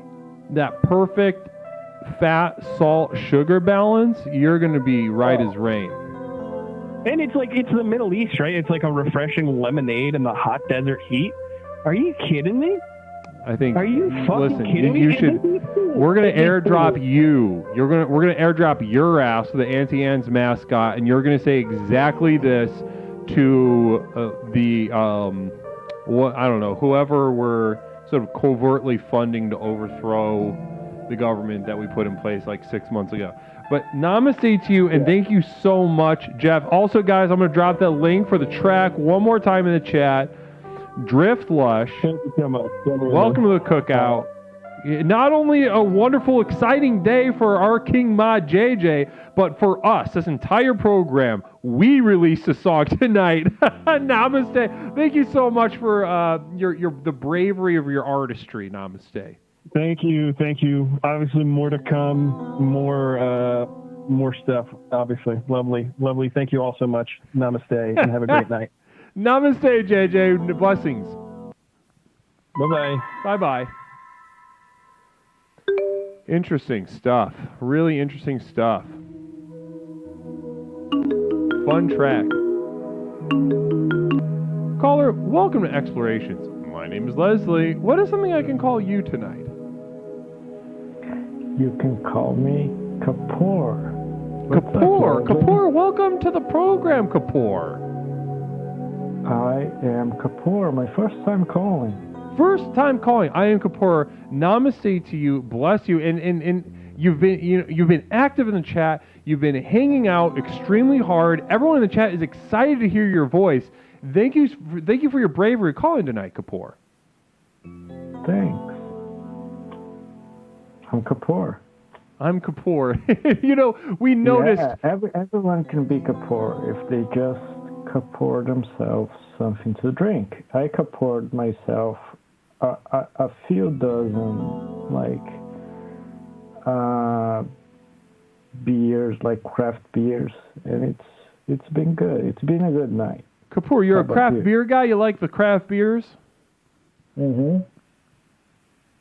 Hey, listen, everybody is losing their shit in chat. Are you seeing this? Yeah.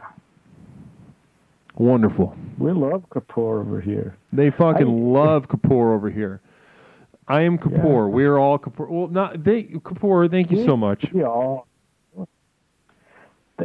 This meme, like it branched out from Arpan.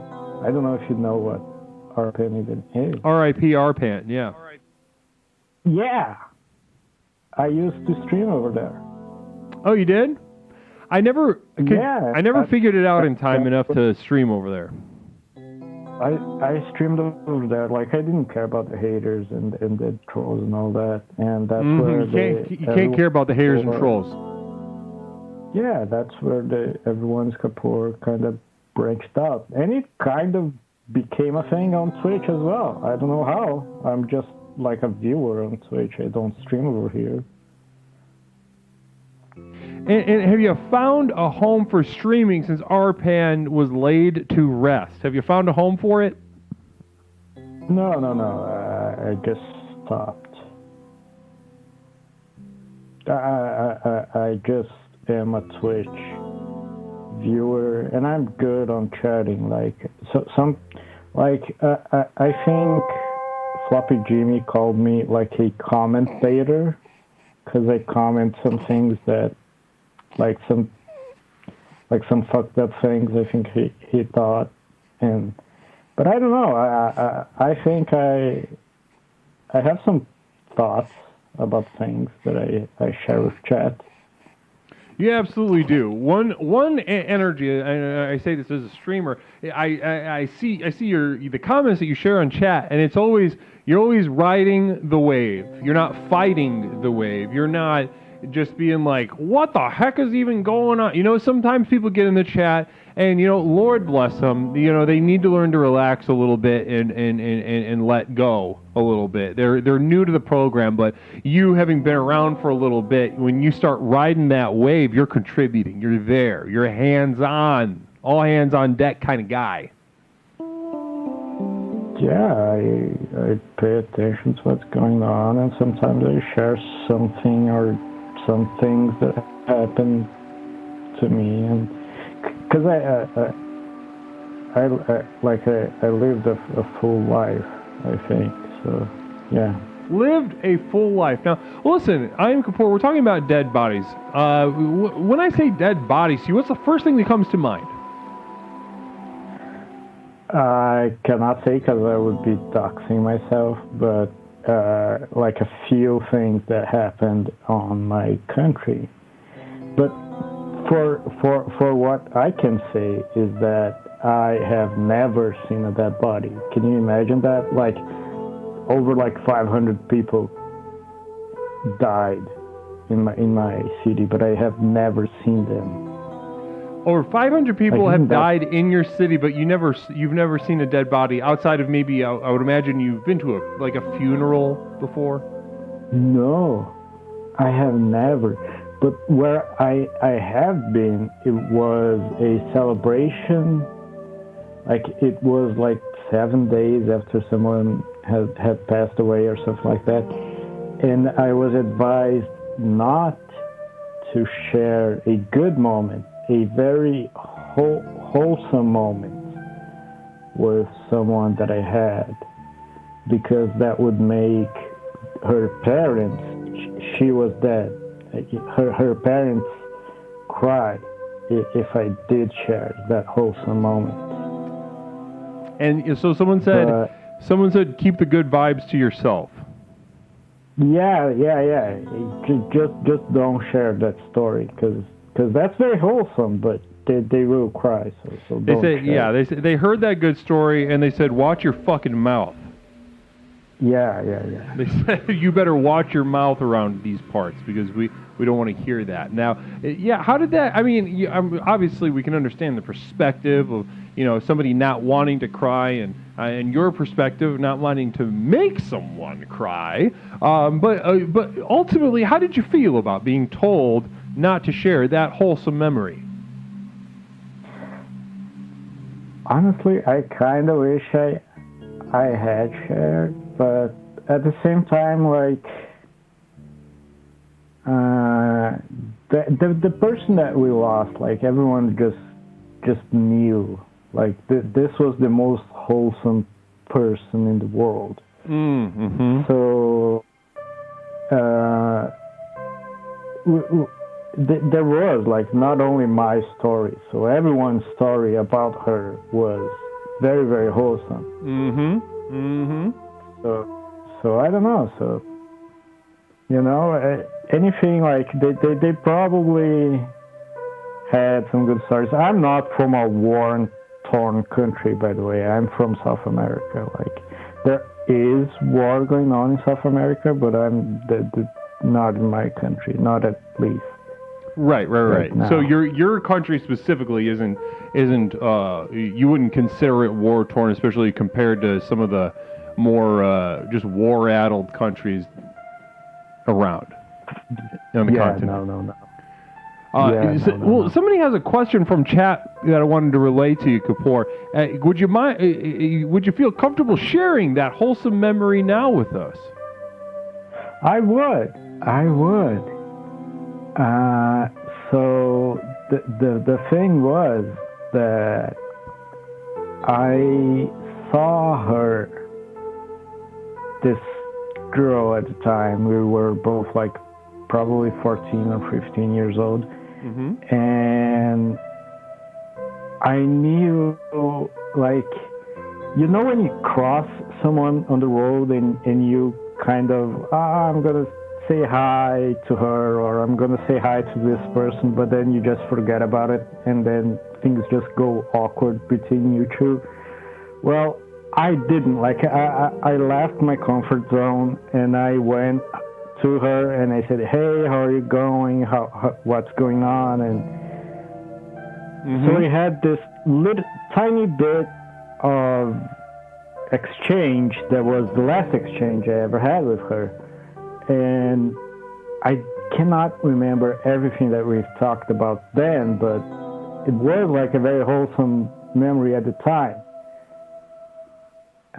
You see, like, it's been so long. It's been like over 10 years now, so I don't remember everything we've talked about, but yeah. But it left an impression on you. Yeah. It was like, she was a very nice person. Like, I've met her at a time where we both, like, had a big duty to do, and, like, she left, like, she left, like, laughing. She left because of my nickname at the time. Because my nickname was, like, funny to her, because, I don't know, like, some old dude came up to me and, like, said my nickname. I don't know. It's just a wholesome thing. No, what sometimes I feel like what leaves the impression about moments like that isn't necessarily exactly the details of what gets talked about, but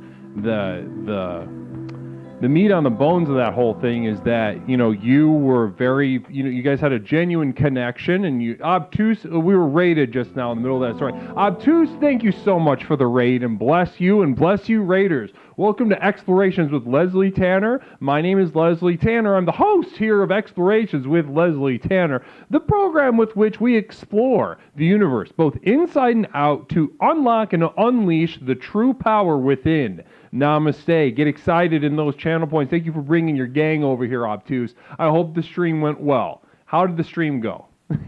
How did the stream go over there, Obtuse? Oh, you tell me. You tell me right now that stream went. I'd love to hear about it more. Namaste to you. How'd you find us over here? Was lovely. We had a good group of peeps. Namaste. Wonderful to hear. Now we're talking to I'm Kapoor. We're beginning.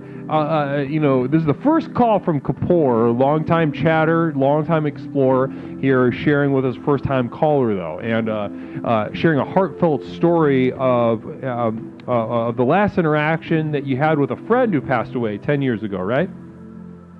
Yeah, over 10 years ago. 10 years ago, and in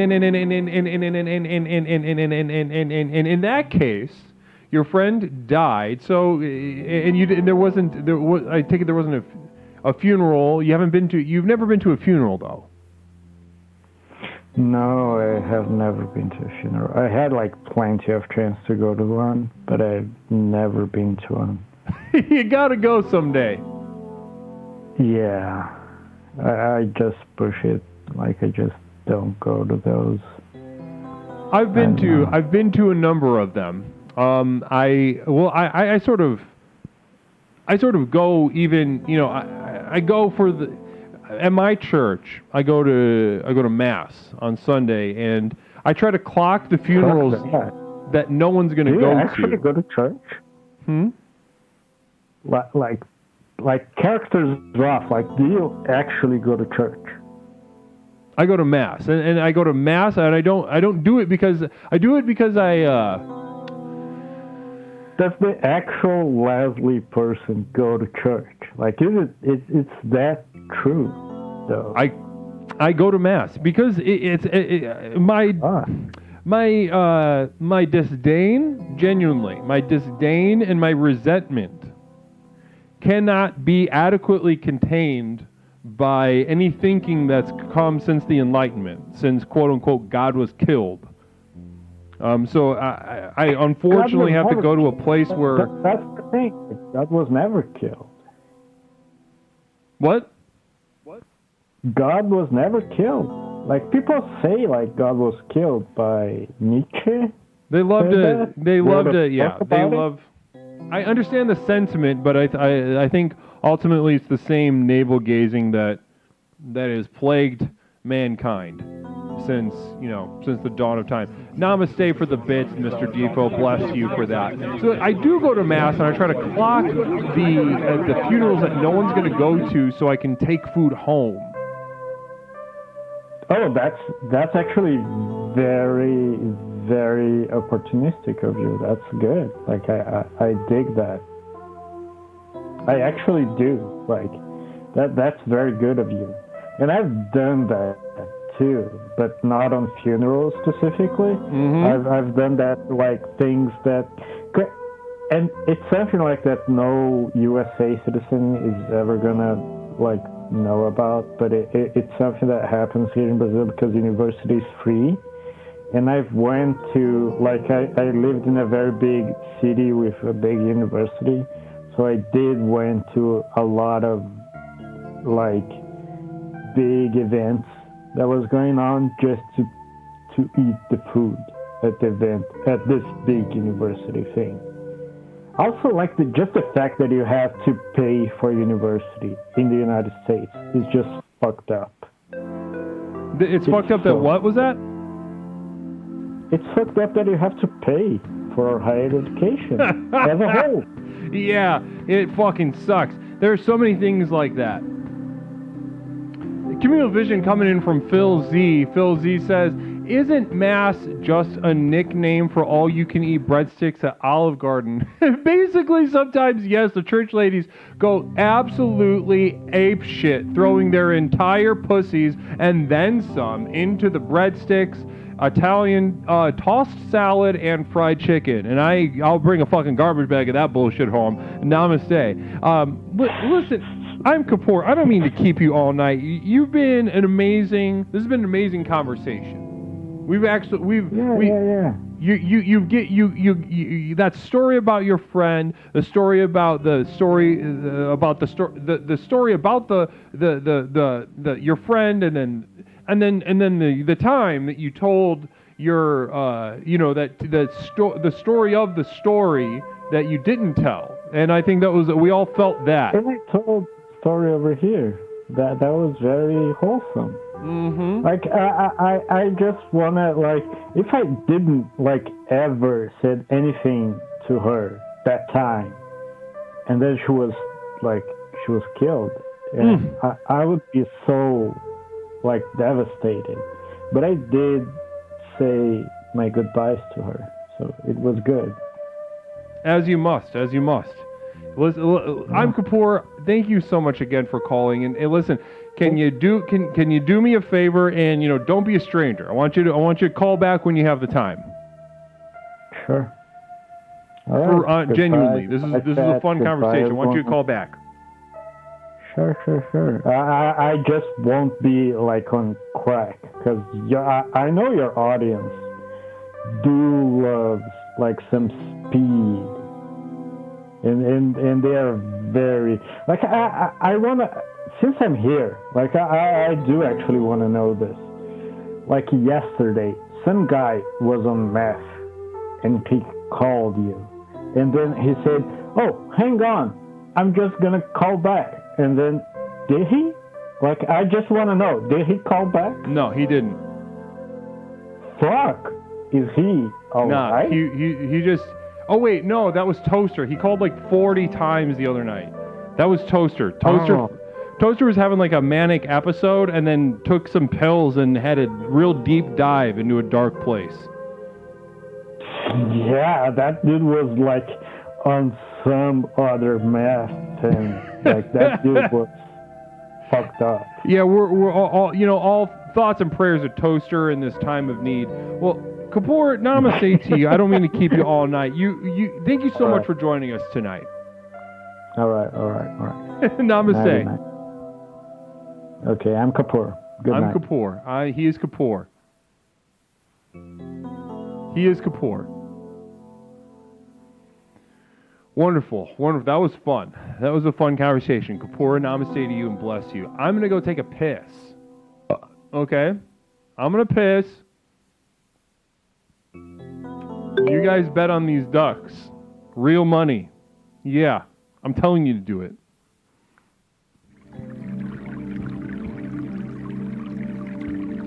Thank you for that sub. Please be offended. Namaste to you.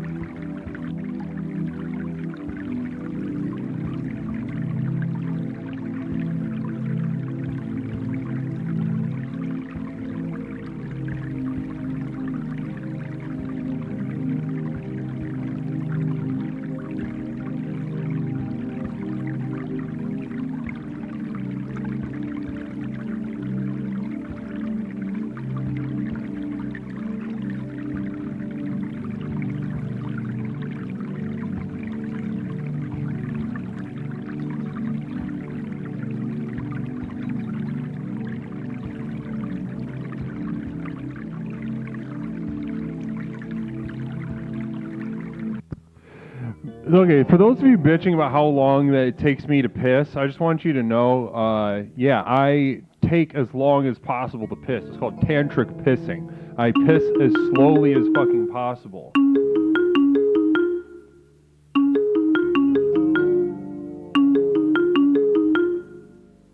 Caller, welcome to Explorations. My name is Leslie. What is something that I can call you? Hey, it's Cherish. Cherish, welcome back to the program. How are you tonight, Cherish? Well, about tonight's topic, it got me thinking a serious mood, you know. I mean, it kind of resonated with something tragic in my life. And, talk to me about this tragedy, Cherish. Well, my ex-husband, I mean, it was almost 7 years ago come October. And I found him, he had unalived himself. And oh, my God. Yeah, my son found him, and yeah, and I was like, I mean, I was in such shock, you know. I mean, and it didn't make it any easier that they have like 9 days of like funeral prep over in Japan, because that's where I was at the time. Japan. And so I had to, yeah, my husband was Japanese. Good fucking God. Yeah, and I mean, and I haven't really even talked about it. And you know, my mom was encouraging me to call in, and Darren also. So yeah, I'm kind of shaking right now. It's just like, oh my God. Well, yeah, you don't talk about it. It sounds like. No, and I don't talk about a lot of things, and I shouldn't be holding it in, you know, and so this felt good to call in, you know.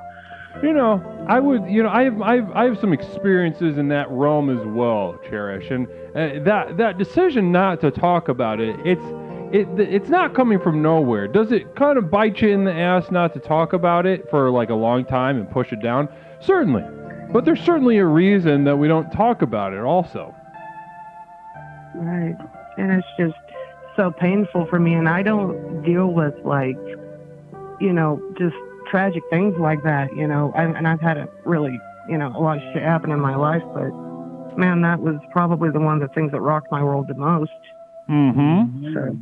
Mm-hmm. And well, there's something in one thing that resonates with me about what you just said is the pain of losing someone, especially in these circumstances, and that pain is bad, and to experience the pain is even worse.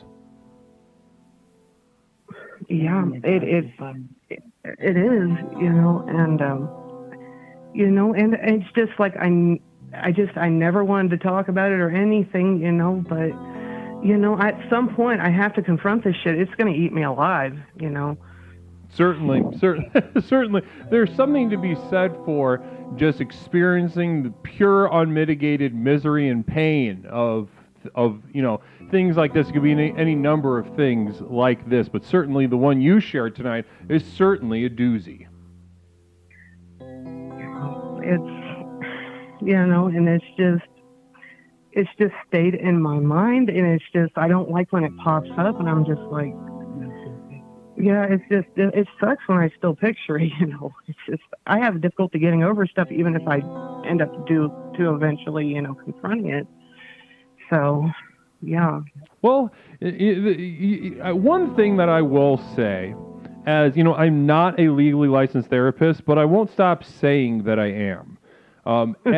As a legally licensed therapist, Cherish, I will make one criticism. A lot of my colleagues, they kind of repeat this idea, this idea floats around, especially among people who, you know, are quote unquote, you know, they're enlightened, they're educated, they understand things about the world and how life goes, things like that. One thing they'll say is that you have to confront everything. You have to confront all this stuff. Do you ever feel a pressure coming from the outside to sort of process or confront these things? I do, and you know, it's, well, my mom really, she's the one that always tries to get me to confront things that I just haven't faced yet. And it's just sometimes I just don't want to because I can't. I mean, I just can't handle it, you know. Right. At least I. Yeah. Well, that's the thing. I think that people say that we should confront these things, but I think sometimes we have a good idea of what we can and can't handle, and that's, I think, as a legally licensed therapist, which I am not, but which I will continue to say that I am. I think that that minding that sort of gag reflex that says that we can handle something or says that we can't, being mindful of that reflex is extremely important. And I don't think this pressure that we put on ourselves partly, but also my colleagues, professional mental health people, they put pressure on the people that they're supposed to help to just look at this misery, look at this annihilating, horrendous misery. That's not what I say to do. I don't think that's necessarily good. No, I don't think. As evidenced by your strategy, you're thinking about maybe changing the strategy, but so far it's kept some of the pain a little bit at bay to allow you to function. Mr. Defoe says, confront death like poison, take it in steps, small, smell that dead bird in your shoebox for 5 minutes a day. So it's a little bit of advice, from Mr. Defoe. I don't know if we could get. Do you give access to dead birds or anything like that? No, but we get a lot of dead rats around our dumpster. Oh my God! 1 second, I got to fix the video real fast. You got dead. You said. No, dead rats. Dead rats. Mike. And honestly, I have so many dead rats outside of my home. We have so many dead rats. Oh my God. Oh, it smells like god awful. They smell terrible. Yes. Oh my God. I was gonna say they smell like shit, but I don't know about your dead rats. I think they smell worse than shit. It's kind of difficult to explain. It's just like a really rotten smell. Like yeah. It is. It's an aggressive smell. It also like really. You walk by a trash can with a dead rat in it, and it's a. I feel like I'm being physically shoved. Yeah, and it'll just knock you on your ass. yeah, like a Kimbo slice. Do you remember Kimbo Slice? No, man. To an extent, yeah. To an extent, yes. I love that answer. Now, Cherish, to go back to what you're saying a second ago,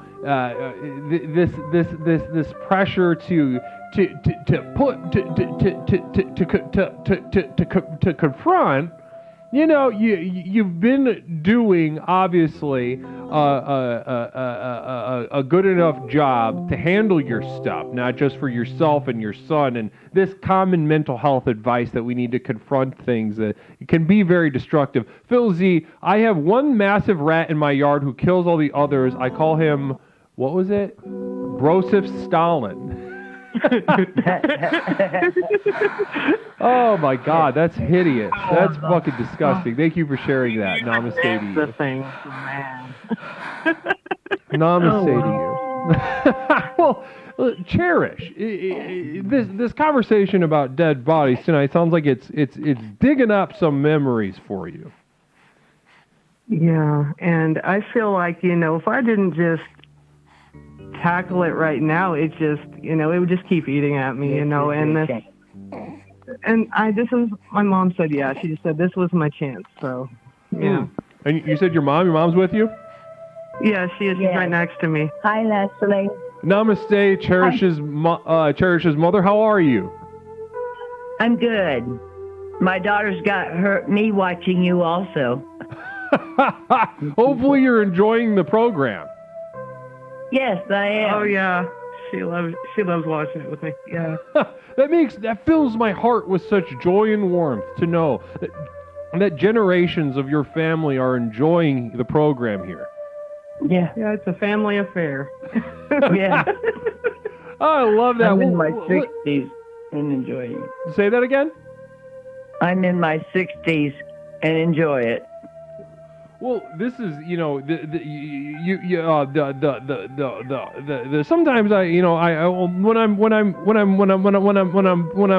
I'm making shit up, when I'm saying stuff, it comes to my mind. I'm saying shit that I don't know if anybody knows what I'm saying. I have no confidence that it's landing, but it does make me feel good that you said you're in your 60s and you're finding resonance with the message here. Oh, yeah. Yeah, I so encouraged her to call, and I'm so glad she did. So it's a big step for her. And you're easy to talk to, Leslie. You really are. Yes, you are. Oh, well, namaste to both of you. You both are making me feel very warm, and you're very sweet, and I appreciate I appreciate you guys talking to me about this especially such a heavy topic, but also, Cherish, you're thinking twice about the strategy. Don't let these therapists get in your head and say you need to confront, you need to do such and such thing. You've been doing good so far, and you're rethinking the strategy. You rethink the strategy as you see fit, as you feel fit, and you're being encouraged by your mother, and that's also wonderful.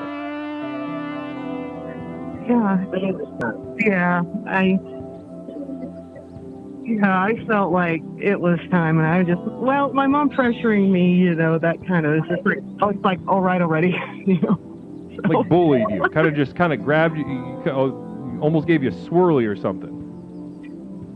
Pretty much, yeah. Yeah. Yeah, I'm gonna make you drink piss unless you call or something like that.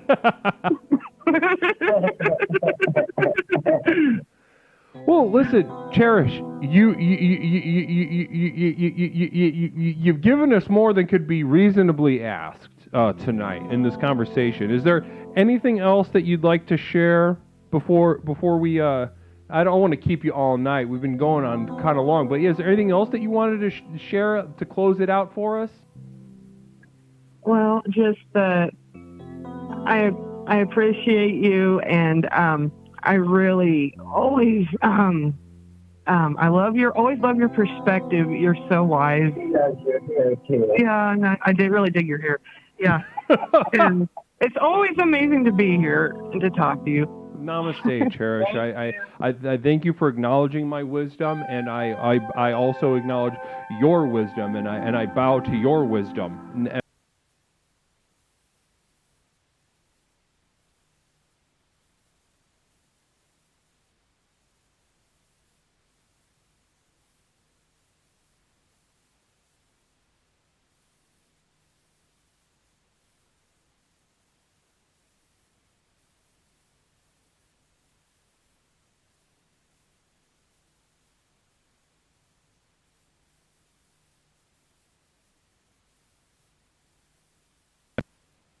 And we're back.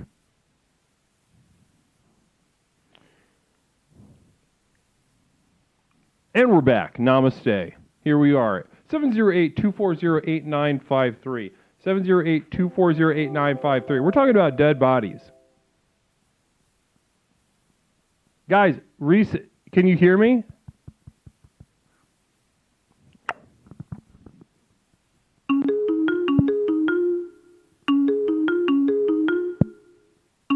Hold on one second, I gotta fix the video. Caller, 1 second, I gotta fix the video real fast, okay? You hold on 1 second.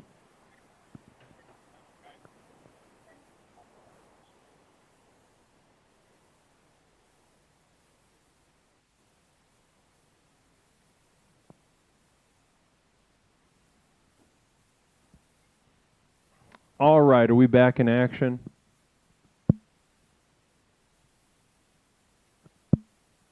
Weird. Now it's the opposite the other way, but we're going to keep it right there because I don't know what else to do. Good enough, looks good, feels good, sounds good, namaste. Krang did throw in bits for a guided meditation, maybe one with Wiki. 1 second, let's get... What was the... We got to get a meditation. Caller, are you there still? Yeah, it's me. It's Wiki. It's Wiki! Hey, what's up? Where's we? I am doing wonderfully, Wiki. It's great to hear your voice. Oh man, that was so heartfelt. Cherish is so sweet. What was that? I said Cherish is so sweet. Oh, Cherish is that so was just sweet, right? Heartfelt. That was heartfelt. That was deep. No, Cherish is a bright shining star here in the program, and you have been terminated, Wiki. Oh, namaste. Namaste. Wow. Moisey, someone's gonna fuck you up.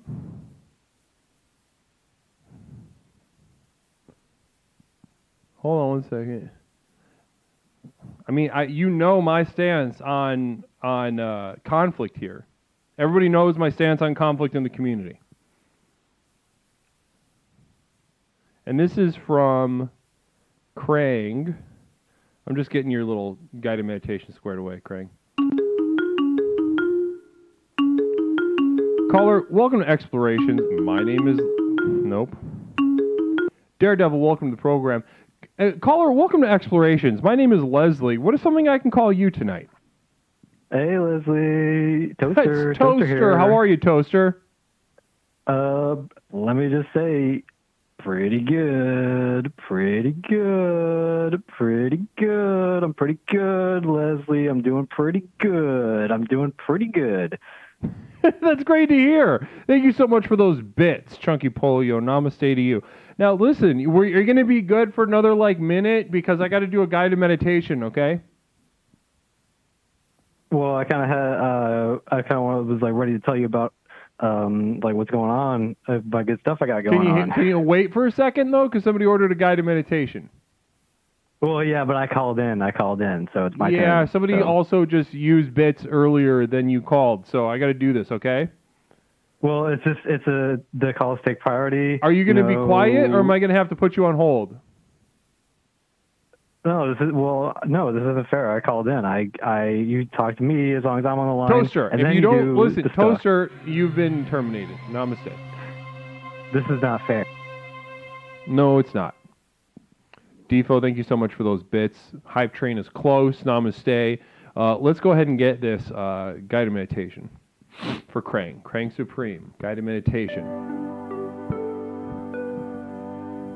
End in a guided meditation. Okay.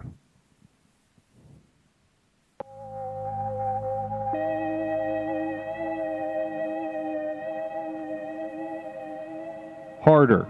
Harder. Harder. You exclaim outward. You see nothing. You smell nothing. The only air you experience is from a tube into your mouth. Through a garbled throat, you say again, harder, harder, harder. You feel the confines, a second layer of skin squeezing your body. Harder, harder, and harder. Not sure if you enjoy or find displeasure in the sensation of being squeezed by a latex suit, but you are driven to contain harder, to control something inside of you that feels out of control. And that's just a sexy one. That was a sexy one. I feel like that was sexy. That was arousing. That was super arousing for I would imagine, everyone. And you're welcome. And absolutely, that was probably the most brilliant guided meditation I've done on this channel.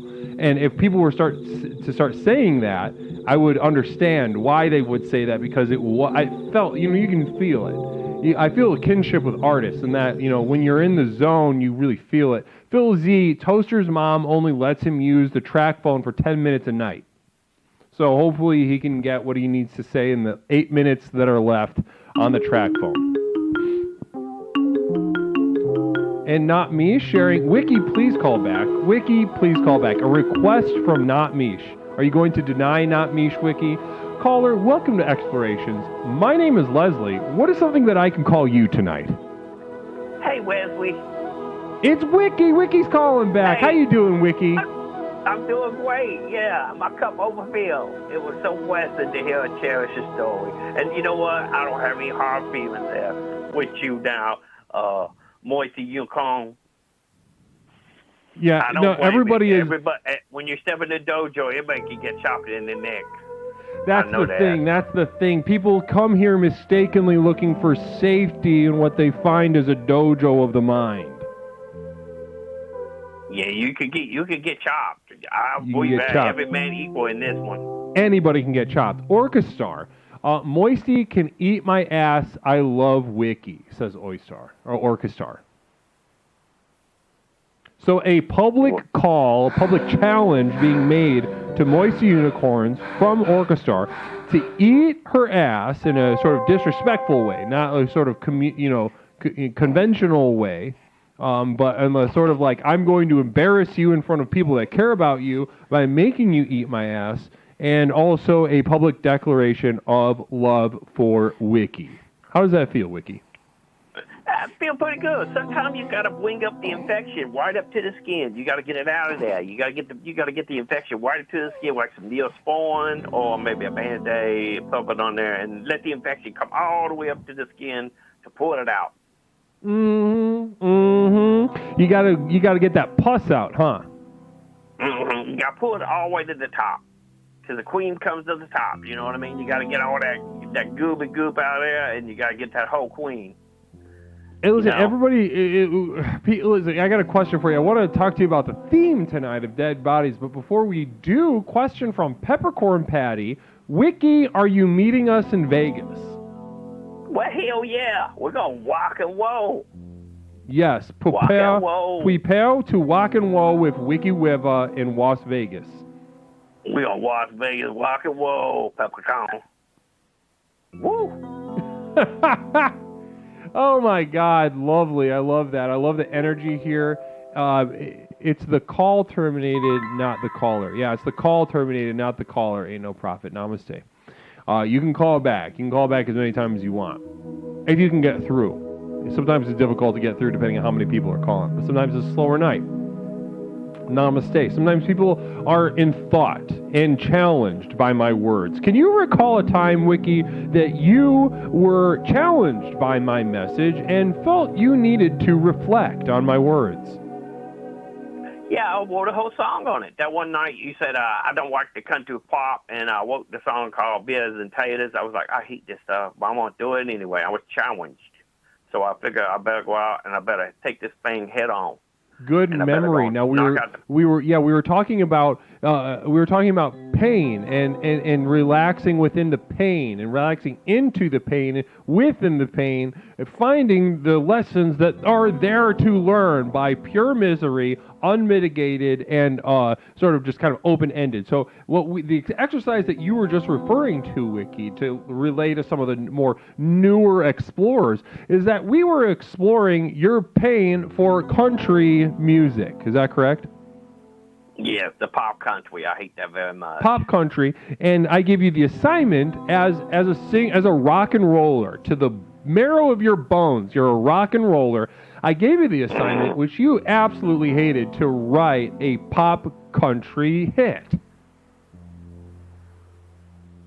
Oh, yeah, yes, that was correct. I was out there hating every moment of it, but I did it anyway because I figured, you know what? The truth is suffering. And if we don't go through the suffering, we never know what the truth really is. Sometimes I feel happy, but we don't really know what happy is. Sometimes we feel good, but we really know when we suffer, and that's the truth.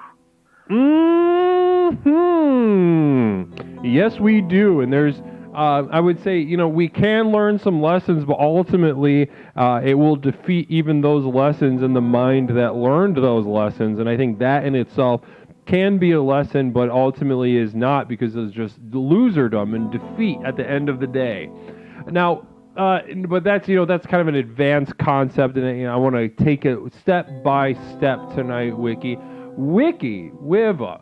Tonight we're talking about dead bodies. We have attacked this theme from almost every possible angle. We've tried to attack this topic tonight.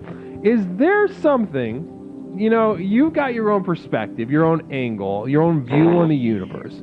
Is there something that we're missing when it comes to dead bodies, Wiki? Well, not a whole lot. I don't think anybody in there has a dead body. So, not a whole lot to think about. I've seen somebody go from being alive to being a dead body. And it was not a happy experience. I was working for a man. We were filling potholes. And we drove water around the city. It was a rainy day. And I saw this horrible car accident. And this guy come flying out the front window. And they were doing way too fast. They were doing like 90 and a 45, and they were trying to make the turn in the wet, and it was horrific. But I saw him go from a wife to a dead body. So that was not fun, but it was real. And I suffered, and everybody around there suffered. So I knew it was the truth. He was now a dead body. Was he saying anything before he got hit by the car? He kind of gagged a little bit. Kind of gagged a little bit? Yeah, he was gagging a little bit. I would imagine he just kind of flew through the air. Yeah, it went right through the windshield, it hit a tree. We jumped out the car, I went over, and he gagged. He had those big old eyes like he was looking for somebody to help. And what a guy could do? I went down to go do it, and then he was gone. There was nowhere, nothing in there, and it became a dead body. That man was gone. Yep, you went from alive to a dead body, and that's an interesting little thing that you brought up just now, Wiki. I mean, I think there's a lot to learn, not necessarily yet insofar as what we have uncovered, but the realness of that situation. I think it shows that there's a lot of gas in the tank. For us to, to ride it to a destination and learn what we can. Now, with one thing you brought up, you went from alive and you said, I'm going to become a dead body. And then you gave this example of someone alive, then that person became a dead body. Now, yeah, correct. Now, are we our bodies, Wiki? I asked a question for the ages. I think they've been thinking about that forever. I don't think we are bodies. I think it's just a vehicle to get food. Get food is thing. And nobody asked to be born, and nobody asked to be died. So whatever this conscious thing is, the thing we think with and the thing we feel with, I think it has to do something. Communal vision coming in real fast. Are you a doctor? Communal vision for Brizzle Legs. Do we all think Wiki is in his late 30s, a little overweight, and drinks a few too many Red Stripes with his bandmates somewhere in Mississippi? That's very sweet. I like you think of me that way. But no, I'm kind of a thin guy. Yeah, I'm in my late 20s. But I got a rock and roll band, and I'm going to do the rock and roll. Yeah, so before you become a dead body, you're going to be walking and walling. Is that White Wiki? I'm going to rock and roll till the end, as much as I can. Oh, I love that. And I imagine a Viking's death for you. Imagine a Viking's death, you on stage playing one of your many hard-rocking, really cool songs, and just passing away on stage because you rocked too hard that your body could handle. Now, that would be an awesome way to go. If you're going to blow the show, you might as well blow it doing something you really like. Or in the middle of getting some tang-tang. You know what I'm saying? That would be a good way to go, too. Yes. On the stage. Having sex. Or did you mean specifically eating pussy? Either way, getting the tang-tang, giving the tang-tang, having the tang-tang time. You know what I'm saying? Or doing it on the stage at my last note going, whoa. I know somebody who had a stroke while eating pussy. Wow. I bet he went out with a bang. He recovered, but it was close. It was a close call. Wow. He kept eating pussy. You gotta have a safe word. Well, he couldn't say. He probably couldn't have even said it if he could remember it. He was having a stroke. That kind of one of them things make you feel a little bit weird when you're right there and she getting a little too stuffy and she on top and you can't get no breathes. So maybe that made it come in. You know, sometimes you swap the cheeks and say, hey, you're getting a little too windy. Mm-hmm. Yeah, Maybe listen, that caused the swell. I would love to go out like that someday after after spending so much time just jacking off and being committed to this as a lifestyle, just evaporating into the ether, spiritually speaking, while just going absolutely feral on a pussy would be, you know, a gift. It's awful tasty if it's a peach. What was that? Them big fuzzy cats that take it out, them fat ones. I love that. I love the way you said that. Now, talk to me right now. You say we're not just our bodies, and you have some. You know, we all have our own experiences as conscious people, but also from your perspective, you've watched someone go from, as you said, it went from alive to a dead body. Now, that statement right there, it makes me think that, you know, there's, on some level, you don't deny that we are, to a massive extent, we are bodies. Yeah. Yeah, there's something in there, though, Doctor. I mean, you know, energy never dies. Is that correct, Doctor? I think it does, but it like takes a long time, right? But doesn't it turn into different forms, like get smaller and smaller, but it just don't ever dissipate?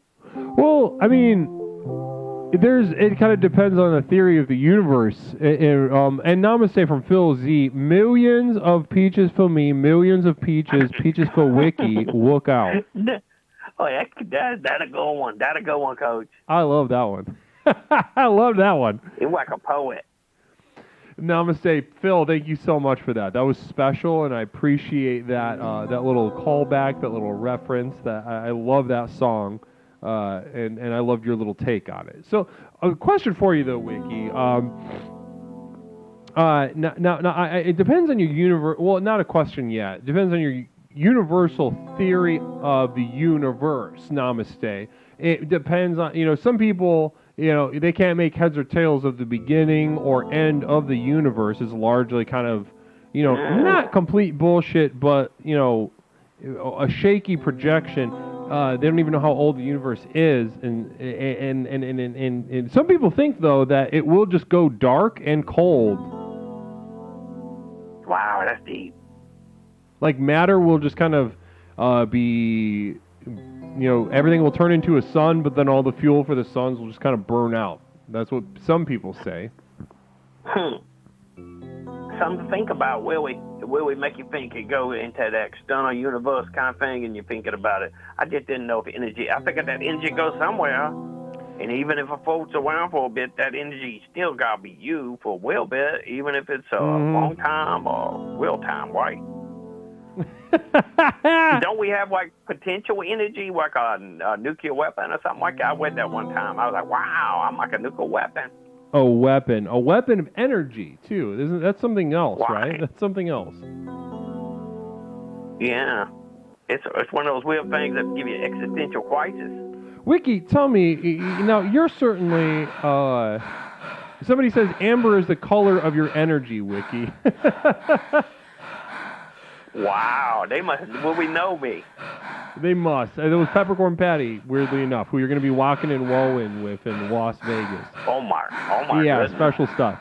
Now you're I like to view your level of craftsmanship, your level of artistry in your music as a sort of a master of energy. You know, you deal with the energy of experience, whether that's in a recorded song or a live performance. Your economy is the energy of experience. And is there something, as far as that goes, and that being your dominion, is there something fundamental that us dipshits, us dumbasses walking around with our heads up our asses, is there something obvious from your perspective that you wish us retards would just kind of understand a little more clearly?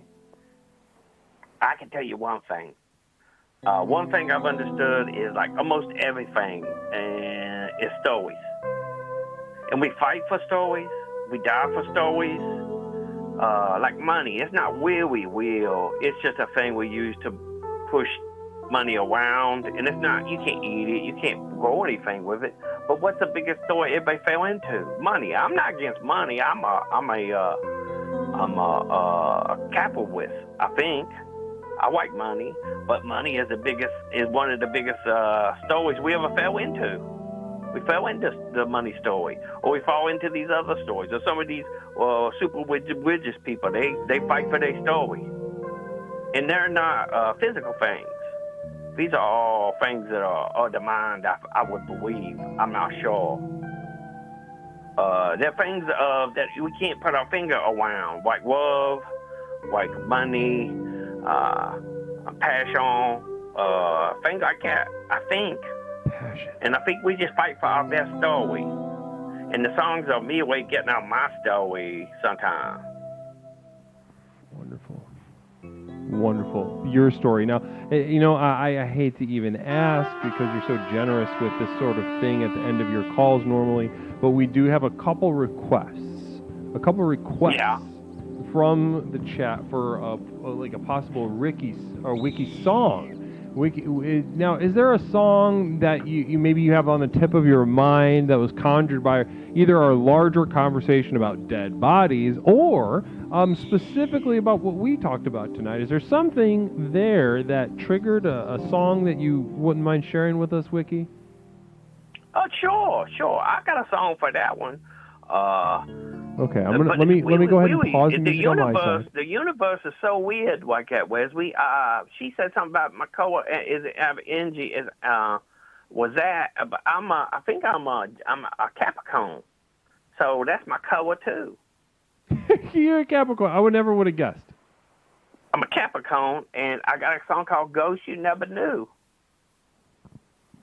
And we've been writing it here recently. It's Ghost You Never Knew. Ghost You Never Knew. Namaste. Mama Joe Ramajo rating us with 20. Hold on one second. I just want to address the Raiders and get everybody on board for your song, Wiki Wivo. Everybody's in for a wheel tweet. Namaste, Raiders. Welcome, Mama Joe Ramajo. Welcome to Explorations. Thank you so much for that raid. I cherish you. I cherish your energy. I trust that the stream went well. Everybody, if you're not following Mama Joe Ramajo yet, go smash follow. I'm unfollowing and then I am following again because I'm excited and I wish I could keep doing it every day of my fucking life.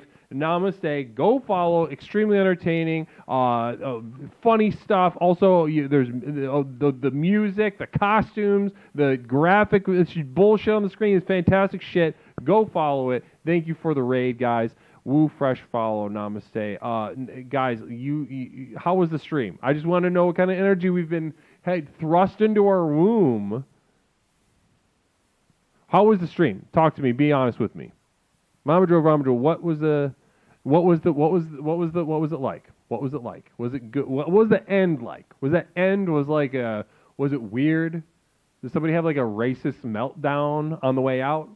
And then everybody kind of waddled into here? The stream was basically a stairway to purple. It felt very transcendent. Okay, so in a lot of ways, opposite of a racist meltdown. So, okay, interesting. Good to know, and I'm happy for you. I'm very happy for you. Nobody likes that kind of stuff.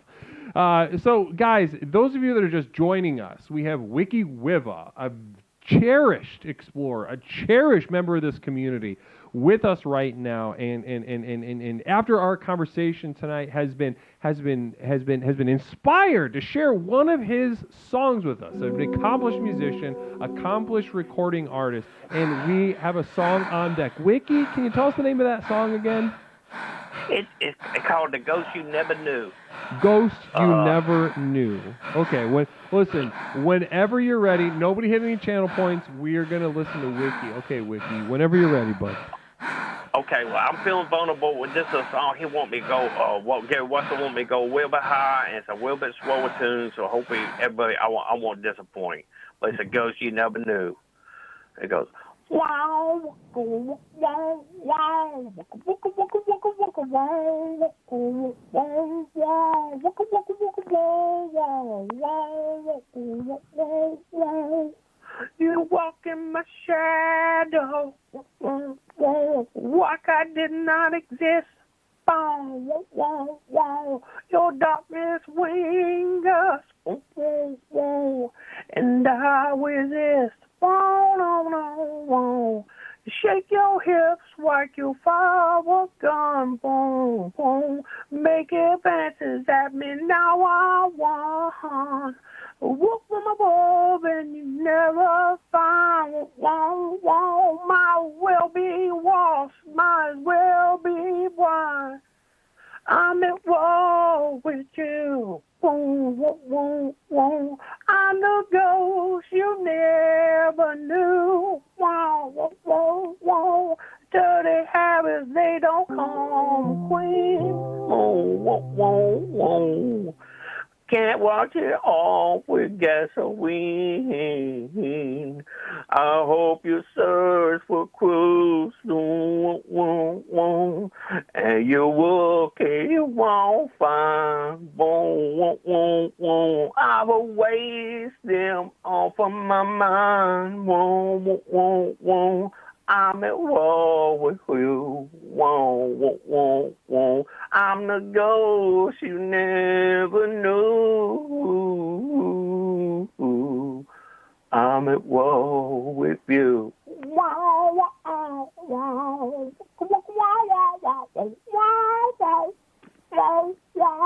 That's a first bus. Wiki, that was amazing. Did Willie White get? I was a little bit vulnerable. Oh no, and Gary it trying to paid get his off. thing a high It paid off. That was a different thing entirely. Listen, we know that you walk in woe as hard as anyone in the world. I like to walk a wall. You love to walk in woe. We know Wiki. But who is Wiki Wiwi? You're right. I got to think about that, Coach. No. You don't need to think because you just showed us, Wiki. You just showed us a side of Wiki that we didn't know. We'd never contacted that side of Wiki before. I think it was Cherish that brought that out because I was feeling so much painful for her, and then I was tapping into that new song. Gary trying to get me singing high pitch and do real different things besides the walk and roll. See, we can't be a one-stroke band. We got to do something hard, and we got to do something soft. And I said, well, we can try this new one. Amazing stuff. Absolutely amazing stuff. Wiki, listen, I've kept you so long. I just want to thank you for spending so much time and energy with us tonight and sharing that absolutely gorgeous song. Well, I really love you, Guru. I love the chat. Hey, even Moisty, I still love you, Moisty, no matter what. You're part of the program. I'm part of the program. We got to have the salt and the pepper. You do. You need the balance. Good night. You need that balance. Namaste, Wiki. Bless you and namaste to you. Good night, guys. Good night, chat. Nighty-night, Wiki. Wow. Very special call. Very special stream tonight. We have absolutely put this bitch into 6th gear. Okay, if you can imagine that. If you can imagine that, after 3 fucking hours, we are cranking harder and harder than actually just today. I saw a homeless guy cranking off on the bus. Otherwise not a pervert. I know him personally, and I don't know why he chose me, but I guess it's flattering. Caller, welcome to Explorations. My name is Leslie. What's something I can call you tonight? This is Phil Z.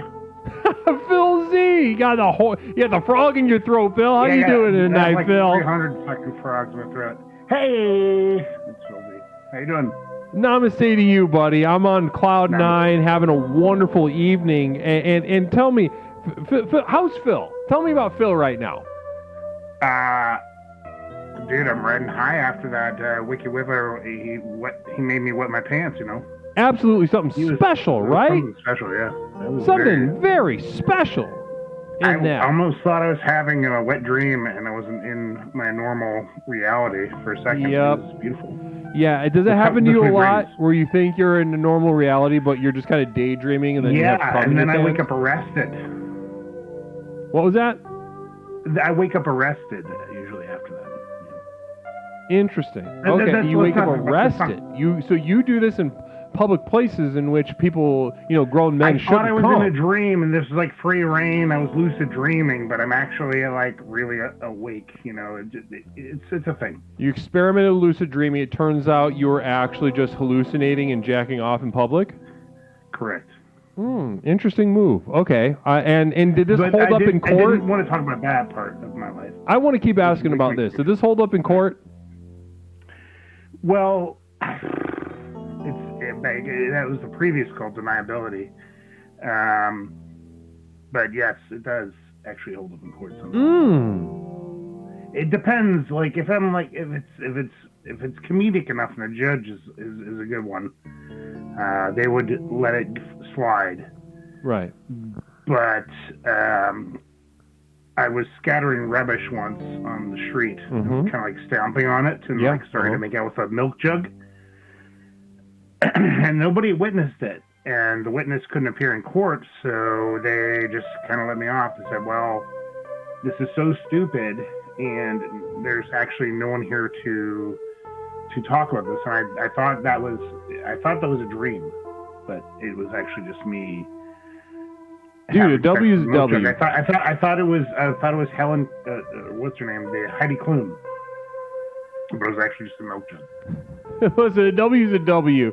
Phil, don't look a gift horse in the mouth. You take that home, you celebrate it, okay? Now, you had something on the mind that you wanted to talk about. Something on the mind that you wanted to talk about. Chit chat with me. We're talking about, was it relating to dead bodies? It is. I take the topics very seriously, as you know. Of course. Wait, I'm getting terminated. No, not. Oh, shit. I thought it was terminated. But, oh, no termination. No, you're fine. Oh, sorry. Oh, shit. I thought it was terminated. Anyway, I take the topic very seriously. I wanted to express how I think the burial process of humans is a huge waste of real estate. I think it's criminal. Like, there's these huge plots of land. There's these epitaphs built to these self-indulgent bastards. Where there could be like condos. Bastards. Yeah, there could be like, there are people who are like, oh, look at this good lakefront property. Let me just put a big tomb right here. So I just triggered the loser button. Those losers referring to the dead, and not only are they losers, but you're saying everyone in one of these graves behind me is a self-indulgent bastard. Yeah, these guys are like, oh, let me just like, it's not enough that I like lived and died. You have to stick around being like rubbing your faces in it. Yeah, I love that. Like, I love where we're going. Who cares with about this? your Keep fucking going. life, dude? Get out of here. Yeah. We've moved on. What do I need? Listen, I've been there, done that. All right. These guys, they're idiots. Right? Yeah. The earlier caller was onto something. Like, at least you're gonna make something out of yourself in a corpse. But this stuff is just like, holy shit. Get over it. You're dead already. Yeah. All right. I love that. I love that. So most of these people are built on lies anyway. They're just fucking liars, and they're just coming around being like, "Oh, look at me," and you drive past them, and you're like, "Oh God, there's," it's just like, and they're gated. They put gates around them, like as if something is gonna happen, like somebody's gonna kick over a gravestone or like spray paint a gravestone. Like nobody ever does that. Interesting. Listen, I wanted to share something with you from the chat that Hassan Pfeffer shared. Just a second ago, I got to scroll up a little bit. Well, first of all, from Krang, holy shite, I've never thought of that. But back in the day, that was the only way to track lineage. Nowadays, we got the tech, so we don't need to do the self-indulgent, fucking Write jack off. Write stuff a anymore. goddamn letter. That's why we need papyrus. All right. You don't need a goddamn huge stone thing. Just look, hey, Phil was here. Put it on a dollar bill and throw it into like somebody's journal. And if they care, you'll come back, right? It's stupid. Hassan Pfeffer also shared something dumb. that I wanted to share with everybody. Is just an example of strength of exploration, the strength of an explorer making. It's important to flex when we can, when we are powerful, when we have more strength, more clarity of vision, and that can be really kind of exemplified by what Hassan Pfeffer shared. Every time I pass a cemetery, I make an L sign on my forehead. So this guy, instead of holding his breath, actually, I don't even know what you are. So, but I'm gonna keep saying you're a guy. But Hassan Pfeffer, instead of holding his breath in superstitious fashion, the way children do, as an adult man, Hassan Pfeffer takes that L, puts it on the forehead, and belittles and demeans those that don't even have the ability to understand what's going on. Yeah, have some self-respect and get buried at sea. Just float in the ocean, and then hopefully a shark eats you, and you become at least somebody's food. These people who put themselves on the ground, you make so much effort for people. They carry you, and you buy a casket.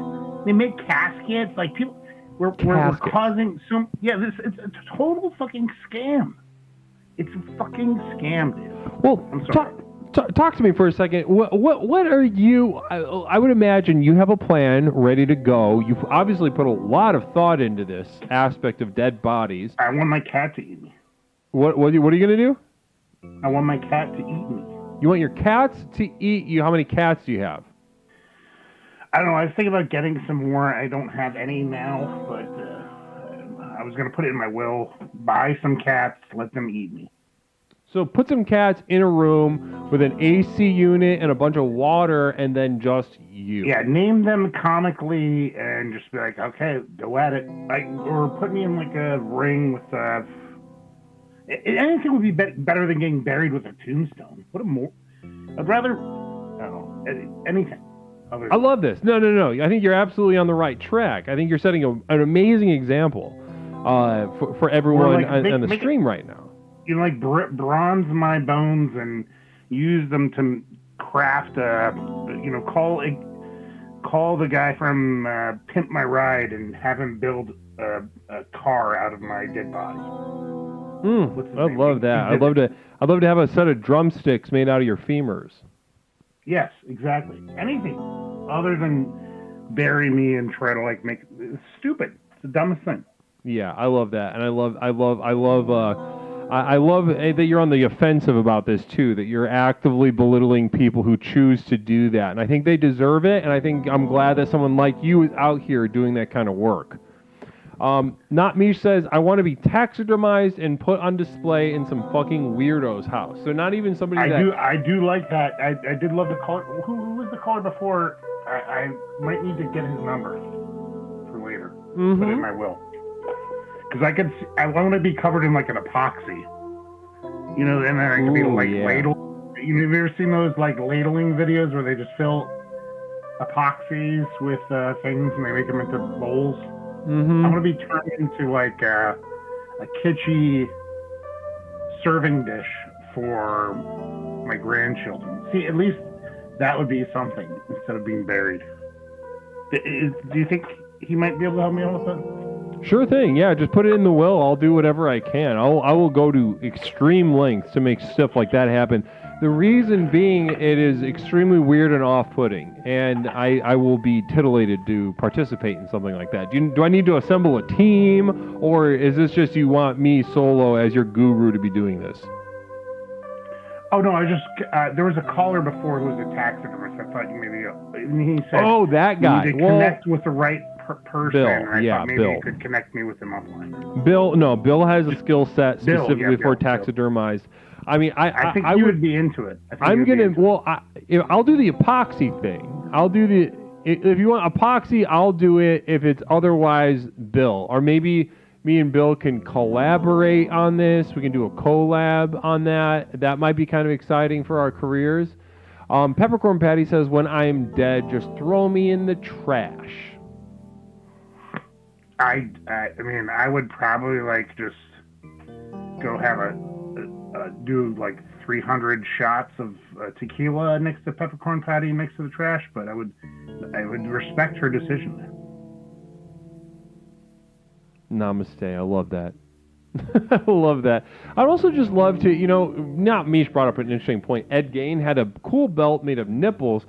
Also, I mean, isn't he the one who had the incomplete collection of skulls and was never able to complete his collection? Wasn't it like there a French emperor who had one? Or Vlad the Impaler? Yeah, I think so. That sounds right. At least they had a goal in mind. I'd love to. Instead of like, what is funny? All over the place. Phil, 1 second. It's funny. You ever see an automod go off? Oh yeah. I'm sure you have. Well, it's funny Countless how times I usually actually most of my messages are automod first. Yep. Well, one thing I noticed is that Automata is generally more racist than I see people get flagged on my side. Like I would say like 80% of the ones that I see get Automod flagged. It's usually like a misspelling or like an old-timey racist epithet that there's like, uh-oh, we got to be careful about this. So it's like saggy pants is kind of racist, right? Or That what? River. No, like just Mark Twain. Yeah, during Mark Twain's time, all the Riverboat captain. Everybody knows that on the right now. trolley car in St. Louis that all the black passengers would be listening to Art Tatum in the back of the trolley car, DM way me, too sir. loud. DM me. And Automat will flag it. I'm into I guess that is using just my racist, dead body though, what for I art said. projects. So if anybody wants to reach out to me, that at least is something constructive instead of putting myself on the ground and being like, "Ooh, look at me, I'm dead." Look at me. Oh my I fucking God. died. Let me look a stone. Morons. Moron. Fucking stupid. Well, Phil, listen. Hold on. Let me 1 second. I got to pull up the thing that we had up. Phil, this has been this has been a very smooth conversation for us. Sometimes, not to say that they're like rough or bumpy or anything, but that felt very human. Just a couple of guys talking out their ideas and thoughts and sharing their experiences. Yes. Well, listen, is there anything else that you'd like to share before we move on? Because I think you've given us a lot. You give us a new perspective on dead bodies, and you give us a lot of actionable advice. And I have some deep other thoughts, but I just don't want to keep you around. That was my main point. I think it was like, guys, I'll finish it up. Let me wrap it up. The chat, just do the sensible thing. Burn yourself. Make jewelry, okay? Everybody, make it put in your will, okay? I want you to, make jewelry out of my ashes, okay? And then send it and sell it on Etsy. Like, the responsible thing to do, okay? You don't, oh, look at me. I'm in, stones and using up the earth. People need housing, and the earth is sanctity. Just go make jewelry and send it to people you love. Let them use it, and then move on. Okay, you're dead. Nobody gives a fucking shit. Okay, that's what I'm gonna say. Jeff. Farewell, Leslie. Namaste, Phil. You have a wonderful evening. Thank you for that goodbye message. Goodbye. Love you. Bless you. Bless you and namaste. Ugh, namaste. All right, guys, I think we've got one more. This is our last one tonight. Last caller for the evening. Caller, welcome to Explorations. My name is Leslie. You're going to be our final caller of the evening. What's something I can call you tonight? Hi, I'm Jeff. Jeff, how are you tonight? I'm doing all right. My buddy Phil told me that I could call and get a free dead body. No. I mean, I don't have one. Does someone have one in chat? And does someone have one in chat? I hope someone's got a free dead body in chat. Shit. Thought it was gonna be Wiki. Yeah, I don't have one. All right. Well, do you know where you can point me in the direction of a free dead body? I mean, Phil Z has a communal vision. That's okay. I don't need a free dead body. I'm working on it. Leslie. Phil says he's working on it, but it might be a week or two. All right. Well, I would like his contact information. All right. Yeah, just message him. Message him on Twitch, Phil Z. You could probably just go from there. What I really want to know, Leslie, is how do you feel about dead bodies? How do I feel about dead bodies? I mean, I am saddened by dead bodies, but I also feel like it's time to just go get them. You know, you got to get what is there to be gotten with the dead body. Teeth, clothes. I think there's also looking into their like vacant eyes can be a very good lesson in and of itself. Does it make you feel warm? No, it terrifies me. It scares the fucking shit out of me. But it also, the fear, for a brief second after the fear abates, it gives me this weird, profound sense of relaxation. It's the only time I genuinely feel calm is after, a bout of fear like that. Like a slight comfort.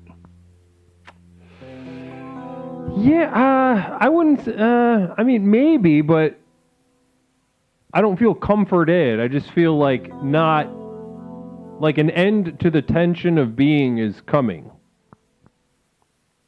That's really like what we all need, Like, we don't need to feel like this is the end of everything, Uh-huh.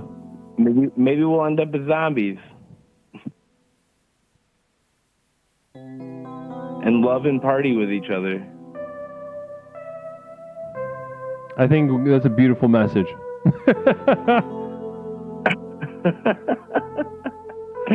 think it's a beautiful message. I want to party with you after I'm dead, and we're all dead and cold, and we're partying as zombies. Because I love your new haircut, Leslie. Absolutely. Thank you so much. I appreciate that, the support. I feel, I did it largely for you and anyone else that gives me compliments. I'm really proud of you for going for 3.5 hours on your chat tonight. 3.5, I know, right? We did fucking 3. This is a marathon tonight. You're a fucking monster, Leslie.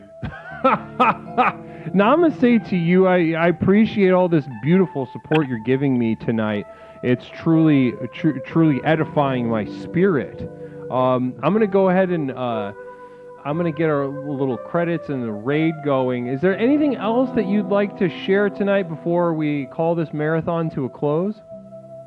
I'm just going to share all my love to you and all these fuckers in these chats. And let's come back next time you're on and explore everything we can. I love that. I absolutely love that. Well, listen, namaste to you. Good luck with finding the dead body. Hopefully Phil can get that quicker than a week, honestly. And shout out to Wiki and Toaster. Those poor guys, they're not quite getting it in life, but I sure do appreciate them. Yeah, certainly. I know. Toaster, yeah, good luck. I don't know what exactly even happened with that conversation earlier, but I wish him the best. All right. You have a good night, brother. Namaste, brother. You have a wonderful night. Woo! Woo! Guys, we absolutely did it. We did it to them. We did it again. Thursday night. The stream is coming to a close. Our exploration has explored. Namaste to each and every single one of you. I thank you for your presence. I celebrate your gifts this evening. We covered so much ground in the theme of dead bodies, what to do with them. We learned things. We learned new attitudes to have towards dead bodies. We learned attitudes towards the dead bodies of people that we kind of know to people that were at one point maybe arguably the most important people in our lives. And these bodies teach us many things, and ultimately, there's something that we can get out of. And namaste. Well, we're all going to be a dead body at some point, and until then, we have this to do, which is fine, I suppose. I guess there's no way to actually know. We'll be back Saturday, gained mass graves of knowledge this evening. Absolutely. What a wonderful way to phrase that. Bless you. Bless you. Guys, we're wrapping this up. We'll be back Saturday. At 8 p.m. Central Time. I got something planned. I just want to make sure. I got to do a tech check on it, make sure it goes good. Either way, we'll be back on Saturday evening at 8 p.m. Central Time. Namaste to all of you. We're gonna go ahead and raid one of my favorite music streams, Database. They are fun, and I love the music that they play, and it is fun, and they're still going, and they look cool, and they have great attitudes. And namaste. Guys, I cherish you. Cherish, bless you. Peppercorn, Doofus, Not Mish, Beef, VJ Cat, Dan Schoening, Beef. Guys, wonderful. The Other Wizard, Namaste, Retroactive Abortion. Guys, goddamn, it's good to see you guys. Big Red, if you're still around, namaste to you. I know you're having some struggles, but bless you and you stay in there. Reverend, guys, bless you. We'll be back Saturday night. If you're around, come hang out. It'll be a lot of fun. Namaste to you. Bless you. Let's go say what's up to Database.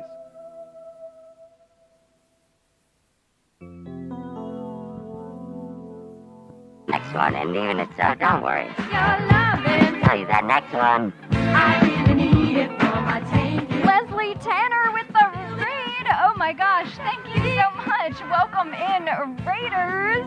What is up? What is up? Welcome in, everybody. Leslie Tanner, thank you so much. Welcome to space, everybody. We're doing some disco and funk tonight. Let's go.